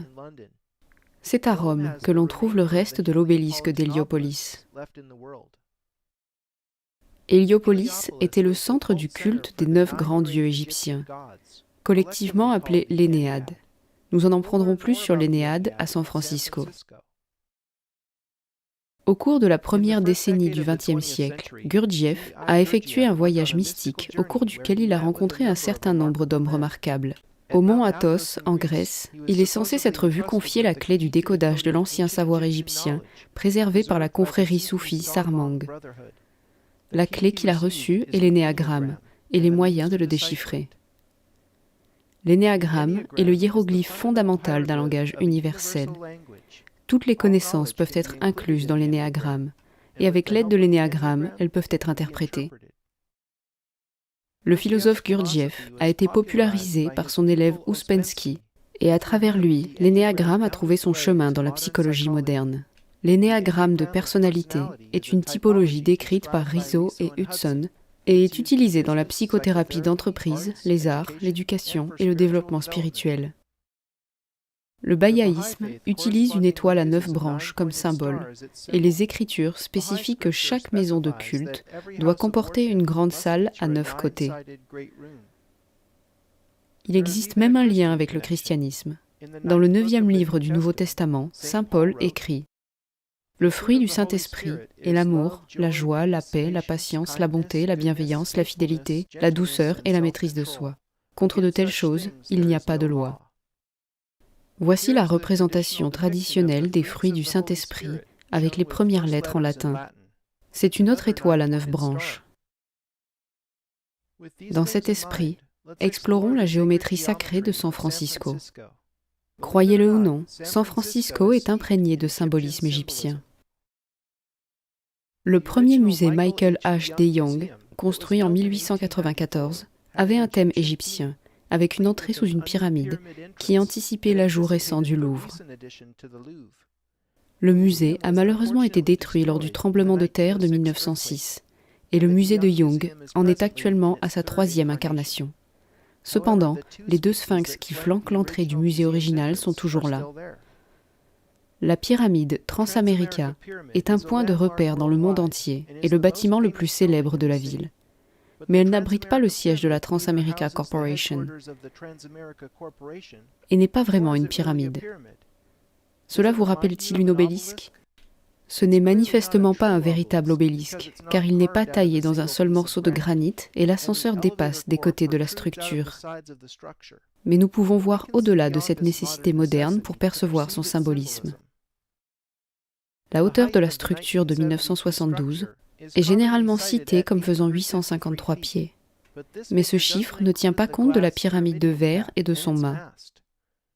Si l'on ajoute les 11 pieds supplémentaires, le total atteint 864 pieds, ce qui en fait l'obélisque le plus haut du monde, dépassant de loin le Washington Monument de 555 pieds.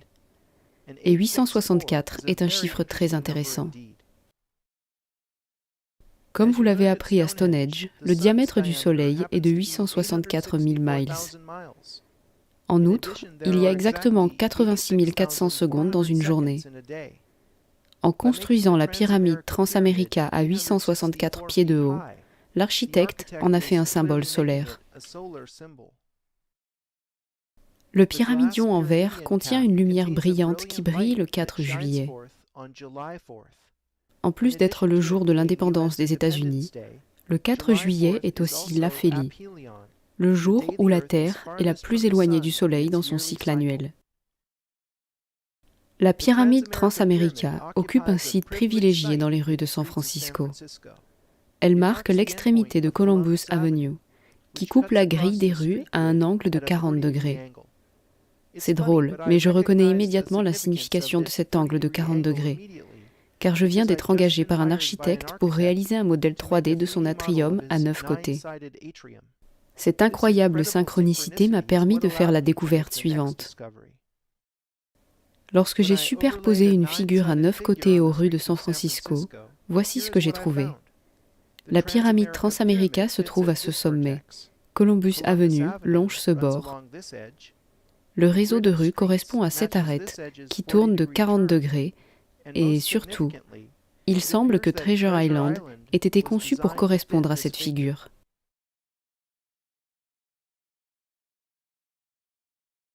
Treasure Island a été achevé en 1937, à temps pour l'exposition internationale du Golden Gate. La marine américaine a saisi Treasure Island à la ville de San Francisco pendant la Seconde Guerre mondiale, ce qui a suscité la controverse. La marine a construit les baraquements en forme d'étoile à l'emplacement approximatif de la tour qui avait été démolie après l'exposition de 1937. Il se trouve que la caserne se situe exactement au milieu de ce bord du diagramme. Je ne suis pas certain de ce que les baraquements symbolisent, mais leur forme et leur position semblent significatives. L'auteur maçonnique Albert Churchward dit que le hiéroglyphe du dieu du soleil Horus ressemble à ceci. De même, 6 triangles dans les hiéroglyphes signifient terre des esprits. Quoi qu'il en soit, la base navale a été récemment désaffectée et Treasure Island est désormais ouverte au public. J'y suis allé et j'ai trouvé les baraquements abandonnés, mais l'étrange symbolisme demeure, du moins pour un certain temps encore. Il existe actuellement un projet de construction d'un grand ensemble à usage multiple sur Treasure Island. Ce projet, qui devrait être achevé en 2022, prévoit la construction d'une Sun Tower de 650 pieds de haut à l'emplacement actuel des baraquements en forme d'étoile. Par coïncidence, la seule ligne de bus qui dessert Treasure Island est la ligne 108. Toujours dans la partie consacrée à Stonehenge, vous avez appris pourquoi le 108 symbolise la Lune. Dans quelques années, vous pourrez donc prendre le bus de la Lune pour vous rendre à la Tour du Soleil. Dans la partie consacrée à la Grande Pyramide, nous avons étudié l'Énéade, ou panthéon des 9 dieux de l'Égypte ancienne vénérés à Héliopolis, la cité du Soleil. Lorsque nous superposons l'Énéade à la figure à 9 côtés, nous voyons la corrélation entre la pyramide solaire Transamerica et l'obélisque phallique d'Osiris. Lorsque j'ai activé la couche de l'Énéade dans Google Earth, Telegraph Hill est apparu. J'ai donc commencé à faire des recherches sur la Coit Tower. Elle a été conçue par Arthur Brown Jr. en 1933, après que Brown ait conçu 3 bâtiments dans le triangle fédéral, dont vous vous souviendrez qu'il a joué un rôle important dans l'architecture secrète de Washington, D.C. Le sommet octogonal de la Coit Tower s'inscrit dans un octagramme que vous avez vu dans la deuxième partie sur Washington, D.C. et qui est un symbole solaire classique. Pensez-vous qu'il s'agisse d'une coïncidence ? Il y avait 4 paires de dieux masculins et féminins dans le plus ancien mythe égyptien de la création, antérieur à l'Énéade. L'Ogdoad, comme on appelait les 8 dieux, était vénéré à Hermopolis, la ville d'Hermès. Hermès était son nom grec, Mercure était son nom romain. Les 2 noms font écho à Thoth, source de la sagesse égyptienne. Tous ces noms sont censés faire référence à la même figure immortelle qui a dispensé la sagesse à l'humanité à différents moments de l'histoire. Les arcs subtils le long des côtés de la structure suggèrent les cercles imbriqués de la Vesica Pisces, qui représentent les organes génitaux féminins. Il n'est peut-être pas surprenant que, tout comme le Washington Monument, la Coit Tower symbolise l'acte du coït, ou l'union sacrée d'Isis et d'Osiris. Hancock et Bauval ont bien documenté dans leur livre Talisman comment la base de connaissance de Thoth a été transmise par les gnostiques, les manichéens, les bogomiles et les cathares. Tous ont été impitoyablement éliminés par l'Église catholique. Tous les adeptes restants ont ensuite été complètement anéantis par l'Inquisition. Heureusement, les papes n'ont pas réussi à instaurer un âge des ténèbres permanent. En effet, un siècle après l'Inquisition, Cosimo de Médicis a retrouvé le Corpus Hermetica, rédigé au 1er siècle à Alexandrie. Ce courant plus ancien de connaissances hermétiques, qui a échappé à l'incendie de la bibliothèque d'Alexandrie, a en fait inspiré la Renaissance italienne, puis est entré dans la clandestinité au sein des sociétés secrètes qui perdurent jusqu'à aujourd'hui. Le Golden Gate n'est ni doré, ni littéralement une porte. C'est un pont rouge construit la même année que Treasure Island, connu dans le monde entier comme une merveille d'ingénierie et un symbole de San Francisco. Il représente également l'accomplissement de la destinée manifeste, la croyance du XIXe siècle en l'expansion inexorable des États-Unis d'un océan à l'autre. Voici une peinture du XIXe siècle représentant la déesse Columbia, guidant les colons vers l'ouest, dans une représentation allégorique de la destinée manifeste. Le Golden Gate est en fait un concept de, vous l'avez deviné, l'Égypte ancienne. Vous voyez la répétition ? Les Égyptiens pensaient que la porte d'or était le seuil que les âmes devaient franchir après la mort pour se rendre dans le duat. Ils parlaient également d'une porte d'argent, gardée par Isis, la grande mère du Fils. Les âmes franchissaient la porte d'argent au cours de leur voyage depuis la source divine, en s'incarnant sur la terre. Je pense que Treasure Island représente la porte d'argent gardée par Isis, dont les 7 côtés rappellent certainement son nombre. Peut-être que le don de l'incarnation lui-même est le trésor.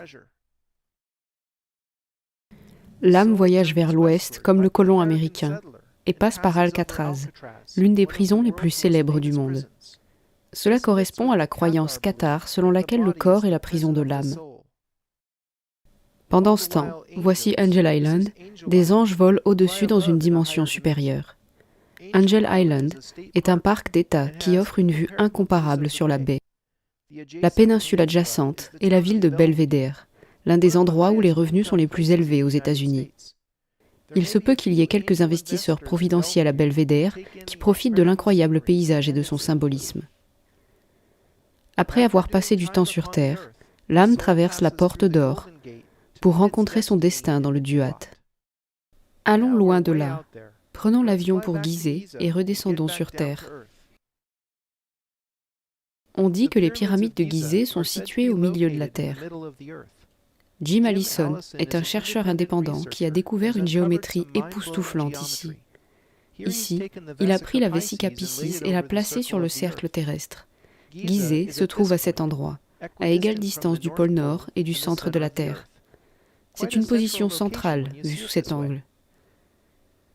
Dans l'un des plus anciens fragments hermétiques encore existants, appelé Coré Cosmou, ou Vierge du monde, Isis dit ceci à son fils Horus. Mais la terre sainte de nos ancêtres, Gizeh, se trouve au milieu de la terre, et le milieu du corps humain est le sanctuaire du cœur, et le cœur est le siège de l'âme. Et c'est pour cette raison, mon fils, que les hommes de cette terre sont plus sages. Il ne peut en être autrement, puisqu'ils sont nés et ont grandi dans le cœur de la terre. Le cœur de l'Égypte doit être la grande pyramide, qui renferme bien d'autres secrets. Examinons-en quelques autres. Ici, j'ai superposé 2 exemples du même modèle 3D. Lorsque nous traçons un cercle à partir du centre de la pyramide jusqu'à la pointe de la pyramide en élévation, il se passe quelque chose d'étonnant. Nous traçons la quadrature du cercle. La circonférence du cercle est égale au périmètre du carré. Il s'agit d'un diagramme sacré qui renferme une grande sagesse. Les mathématiciens ont prouvé que ce diagramme ne pouvait pas être dessiné parfaitement en raison de la nature transcendantale de pi. L'approximation est tout ce qui est possible dans un espace plat euclidien. Dans son livre « Les dimensions du paradis », John Michell a montré comment le premier triplet pythagoricien est la clé de la sagesse encodée dans ce diagramme. Ici, des triangles de 3 par 4 par 5 définissent l'échelle et en font une approximation très facile à dessiner par n'importe qui à l'aide d'un compas et d'une règle. Préparez-vous maintenant à la sagesse. La Lune et la Terre correspondent en fait à ce diagramme. La taille de la Lune comparée à celle de la Terre est de 3 pour 11, avec une précision de 99,97%. La pyramide codifie donc les tailles relatives de la Lune et de la Terre. Le triangle de 3 par 4 par 5 contient un secret qui dévoile une partie du mystère. L'aire d'un triangle de 3 par 4 par 5 est de 6. Le 6 est l'un des rares chiffres parfaits en mathématiques, et c'est le seul chiffre dans la mer infinie des nombres qui est à la fois la somme et le produit des 3 mêmes chiffres. Le chiffre 6 est associé au macrocosme, c'est-à-dire à tout ce qui, dans l'univers, est plus grand que l'échelle humaine. Une simple réalisation mathématique permet de passer de 6 à 720, mais je n'en parlerai pas ici. Mettez la vidéo en pause si vous aimez les chiffres. Si l'on multiplie le diagramme original par 720, on obtient les dimensions réelles de la Lune et de la Terre en miles. Le diagramme indique que le diamètre de la Terre est de 7920 miles, ce qui est exact à 99,97%. Le diagramme indique que le diamètre de la Lune est de 2160 miles, ce qui est exact à 99,94%. C'est une approximation précise. John Michell a appelé cela les nombres canoniques pour une bonne raison. Lorsque nous superposons ce diagramme à celui de Stonehenge, nous constatons qu'il correspond. Les dimensions de Stonehenge correspondent aux nombres canoniques, mais avec une décimale décalée et en pieds anglais plutôt qu'en miles. La chapelle Sainte-Marie à Glastonbury est une autre structure que Michell a trouvée et qui correspond au nombre canonique en pieds anglais. Selon la légende, Saint Joseph d'Arimathie a quitté Jérusalem après la crucifixion et s'est rendu sur l'île druidique d'Avalon, où il a construit la première église chrétienne.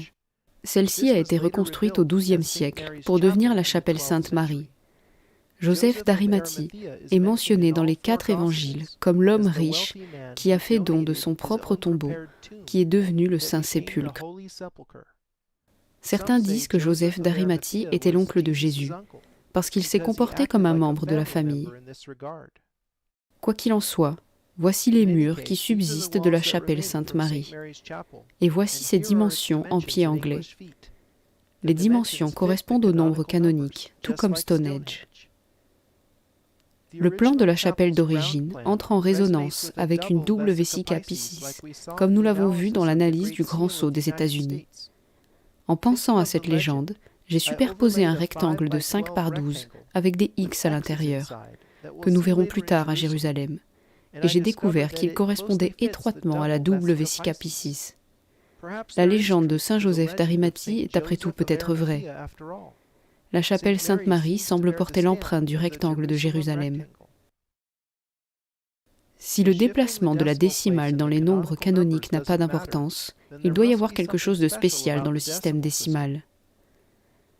Si l'on considère la devise de Pythagore, tout est nombre, le symbole le plus sacré de l'adoration secrète pythagoricienne des nombres était le tétractys. Le diagramme se compose de points disposés en 4 rangées, avec 1, 2, 3 et 4 points dans chaque rangée successive. Le tétractys symbolise les 4 éléments, codifie les intervalles musicaux purs, est le point de départ pour comprendre l'harmonie des sphères cosmiques et représente la structure de l'espace lui-même. La somme des points du tétractys est de 10. Le système décimal que nous utilisons aujourd'hui, connu sous le nom de base 10, utilise 9 chiffres plus un 0. Le terme digit vient du latin digitas, qui signifie doigt. Nous supposons que la base 10 résulte du décompte sur les doigts. Peter Plichta, qui est à la fois physicien et chimiste, a montré dans son livre « La formule secrète de Dieu » que le système décimal ne se résume pas à la physiologie de nos mains. Croyez-le ou non, le système décimal repose sur le nombre 81. Pour le comprendre, il faut me suivre un instant et voir comment tous les nombres du système décimal se cachent sous le chiffre 81. En commençant par la virgule, alignez tous les nombres de façon séquentielle comme suit. Les nombres au-delà de 9 sont indiqués entre parenthèses parce qu'ils ne sont pas encore dans le système décimal à un chiffre. En portant chaque chiffre entre parenthèses dans le système décimal, on obtient une décimale répétitive. Ce nombre se répétant à l'infini est égal à la réciproque de 81. Tous les nombres se cachent en réalité sous 81.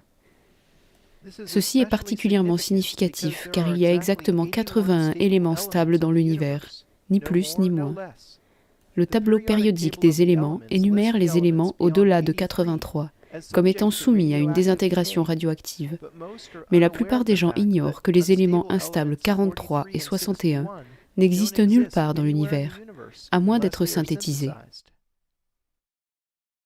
Plichta fut le premier à établir cette connexion. Il souligne également que tous les éléments stables sont classés en 10 types d'isotopes, ce qui est une autre référence au système décimal. Pythagore avait donc raison, tout est nombre, et les nombres sont en base 10. Le livre de Rena Chesso, Les mathématiques pour les mystiques, souligne quelques faits effrayants pertinents. Non seulement la Lune se déplace dans l'espace 81 fois plus vite que la Terre, mais sa masse est égale à 1/81e de celle de la Terre. Suis-je le seul à penser que c'est trop parfait? Elle souligne également que le carré magique de la Lune est un carré de 9 par 9 comportant 81 chiffres. Les carrés magiques remontent au moins à 2600 ans dans la Chine ancienne. J'ai l'impression que tout cela était connu dans un passé lointain. Alors que les enfants comptent jusqu'à 10 sur leurs doigts, les physiciens théoriques parlent de supercodes à 10 dimensions et les kabbalistes parlent de 10 séphirotes sur l'arbre de vie. Tous racontent la structure décimale de l'univers à partir de points de vue différents. En parcourant une courte distance le long du Nil, nous arrivons à Dachour, le site de la pyramide rouge et la pyramide coudée, moins connue. Les égyptologues affirment que ces pyramides étaient contemporaines de la grande pyramide de Gizeh. Je pense que la géométrie sacrée des deux pyramides a été correctement déchiffrée sur world-mystery.com. Les pyramides de Dachour contiennent des clés pour le macrocosme et le microcosme. Tout d'abord, la pyramide rouge n'est pas aussi abrupte que la grande pyramide. Les proportions de sa face correspondent à ce triangle rouge à l'intérieur d'un pentagramme. Le pliage de ces triangles vers le haut, jusqu'à ce qu'ils se rencontrent, définit la pyramide et sa pente. Le pentagramme est un puissant talisman magique, symbole de l'école pythagoricienne. Le pentagramme encode le nombre d'or phi de manière fractale. Phi est l'un des nombres les plus importants en mathématiques, car la nature l'utilise pour tout proportionner, des pommes de pin au tournesol en passant par les coquillages de Nautilus. Même notre corps est basé sur le nombre d'or. Le chiffre 5 est associé au microcosme, à la vie et à la croissance des êtres vivants. La pyramide courbée adjacente est la seule pyramide à avoir deux angles dans sa pente. La pente inférieure est plus raide que celle de la grande pyramide et les proportions de sa face correspondent à ce triangle bleu dans un hexagone. Le pliage de ces triangles vers le haut, jusqu'à ce qu'ils se rejoignent, définit la pente inférieure de la pyramide. La pente supérieure correspond à la pyramide rouge. On trouve à nouveau les triangles rouges à l'intérieur d'un pentagone. Pourquoi tous ces hexagones et ces pentagones ? On a dit que la grande énigme de l'alchimie est le mystère entre le macrocosme et le microcosme. Le mot alchimie vient en fait de al-Kémi, qui signifie la voie de l'Égypte. Je crois que la relation entre le 6 et le 5 est la clé essentielle encodée à Dachour. Maître de la Renaissance, Albrecht Dürer, a réalisé ce dessin dans le cadre de son cours sur l'art et la mesure à l'aide d'un compas et d'une règle. Tout émerge de la Vesica Piscis. Mélancolia I de Dürer est l'une des pièces les plus étudiées de l'art ésotérique. Franz Deckwitz a présenté l'analyse suivante en 1979 à John Michel, qu'il a publié dans son livre de 1988, Les dimensions du paradis. L'ouverture des compas est la clé de la métrologie des gravures. Les compas, la sphère, le bâton de mesure et les proportions générales s'inscrivent tous dans la même unité. Comme nous l'avons déjà mentionné, les proportions de 14 par 11 de la gravure correspondent à la proportion du demi-triangle de la grande pyramide. Les objets de la gravure sont remplis de symbolisme hermétique, mais la chose la plus intéressante pour moi est la géométrie de contrôle cachée. C'est le mariage alchimique du pentagone et de l'hexagone. Schwaller de Lubix a réalisé cette étude d'une porte égyptienne. Remarquez les proportions de 6 et de 5 dans l'ouverture et la hauteur de 2 par rapport à la largeur totale du 1 fondamental. Henry Lincoln a coécrit 500 Saint Graal, qui est devenu une source d'inspiration pour le Da Vinci Code de Dan Brown, publié plus de 20 ans plus tard. Dans le lieu saint, Lincoln a révélé ce qu'il appelle un paysage structuré dans les anciens pays cathares entourant le mystérieux village de Rennes-le-Château. Nous voyons à nouveau le mariage du 6 et du 5. Le pentagramme au-dessus du cube à Washington DC est une autre représentation de l'union du 6 et du 5. Rappelons que les triples 6 et 5 sont codés dans le Washington Monument, puisque 6660 pouces égale 555 pieds. L'obélisque monumental de l'Amérique exprime donc la relation entre le macrocosme et le microcosme.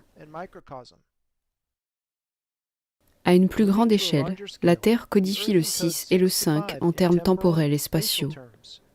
Le cycle de précession de la Terre, mesuré en années, divisé par la circonférence équatoriale de la Terre, mesurée en miles nautiques, est précisément égal à 6 divisé par 5. Alex B. Geddes a découvert des relations dans le système solaire qui expriment la relation entre le macrocosme et le microcosme. Ces relations sont publiées dans le superbe petit livre des coïncidences de John Martineau.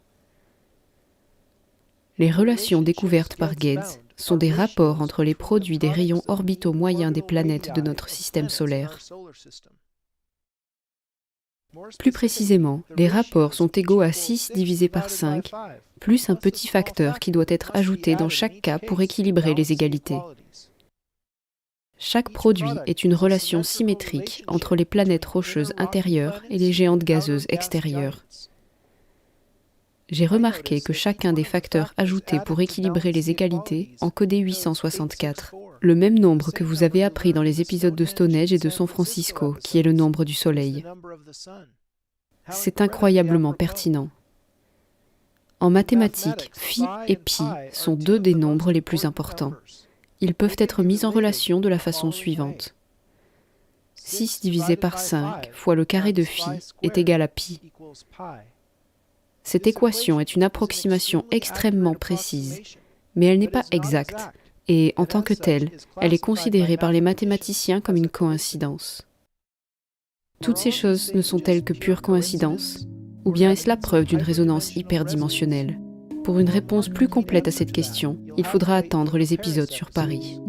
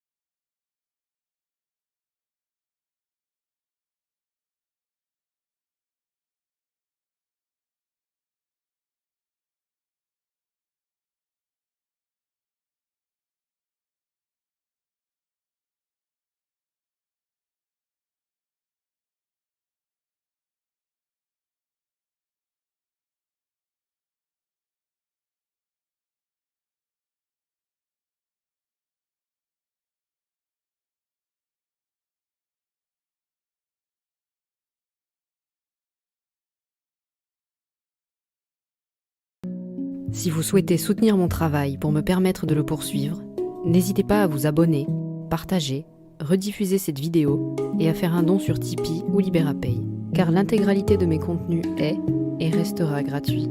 Je ne peux donc pas continuer sans votre soutien. Merci à tous et à très bientôt.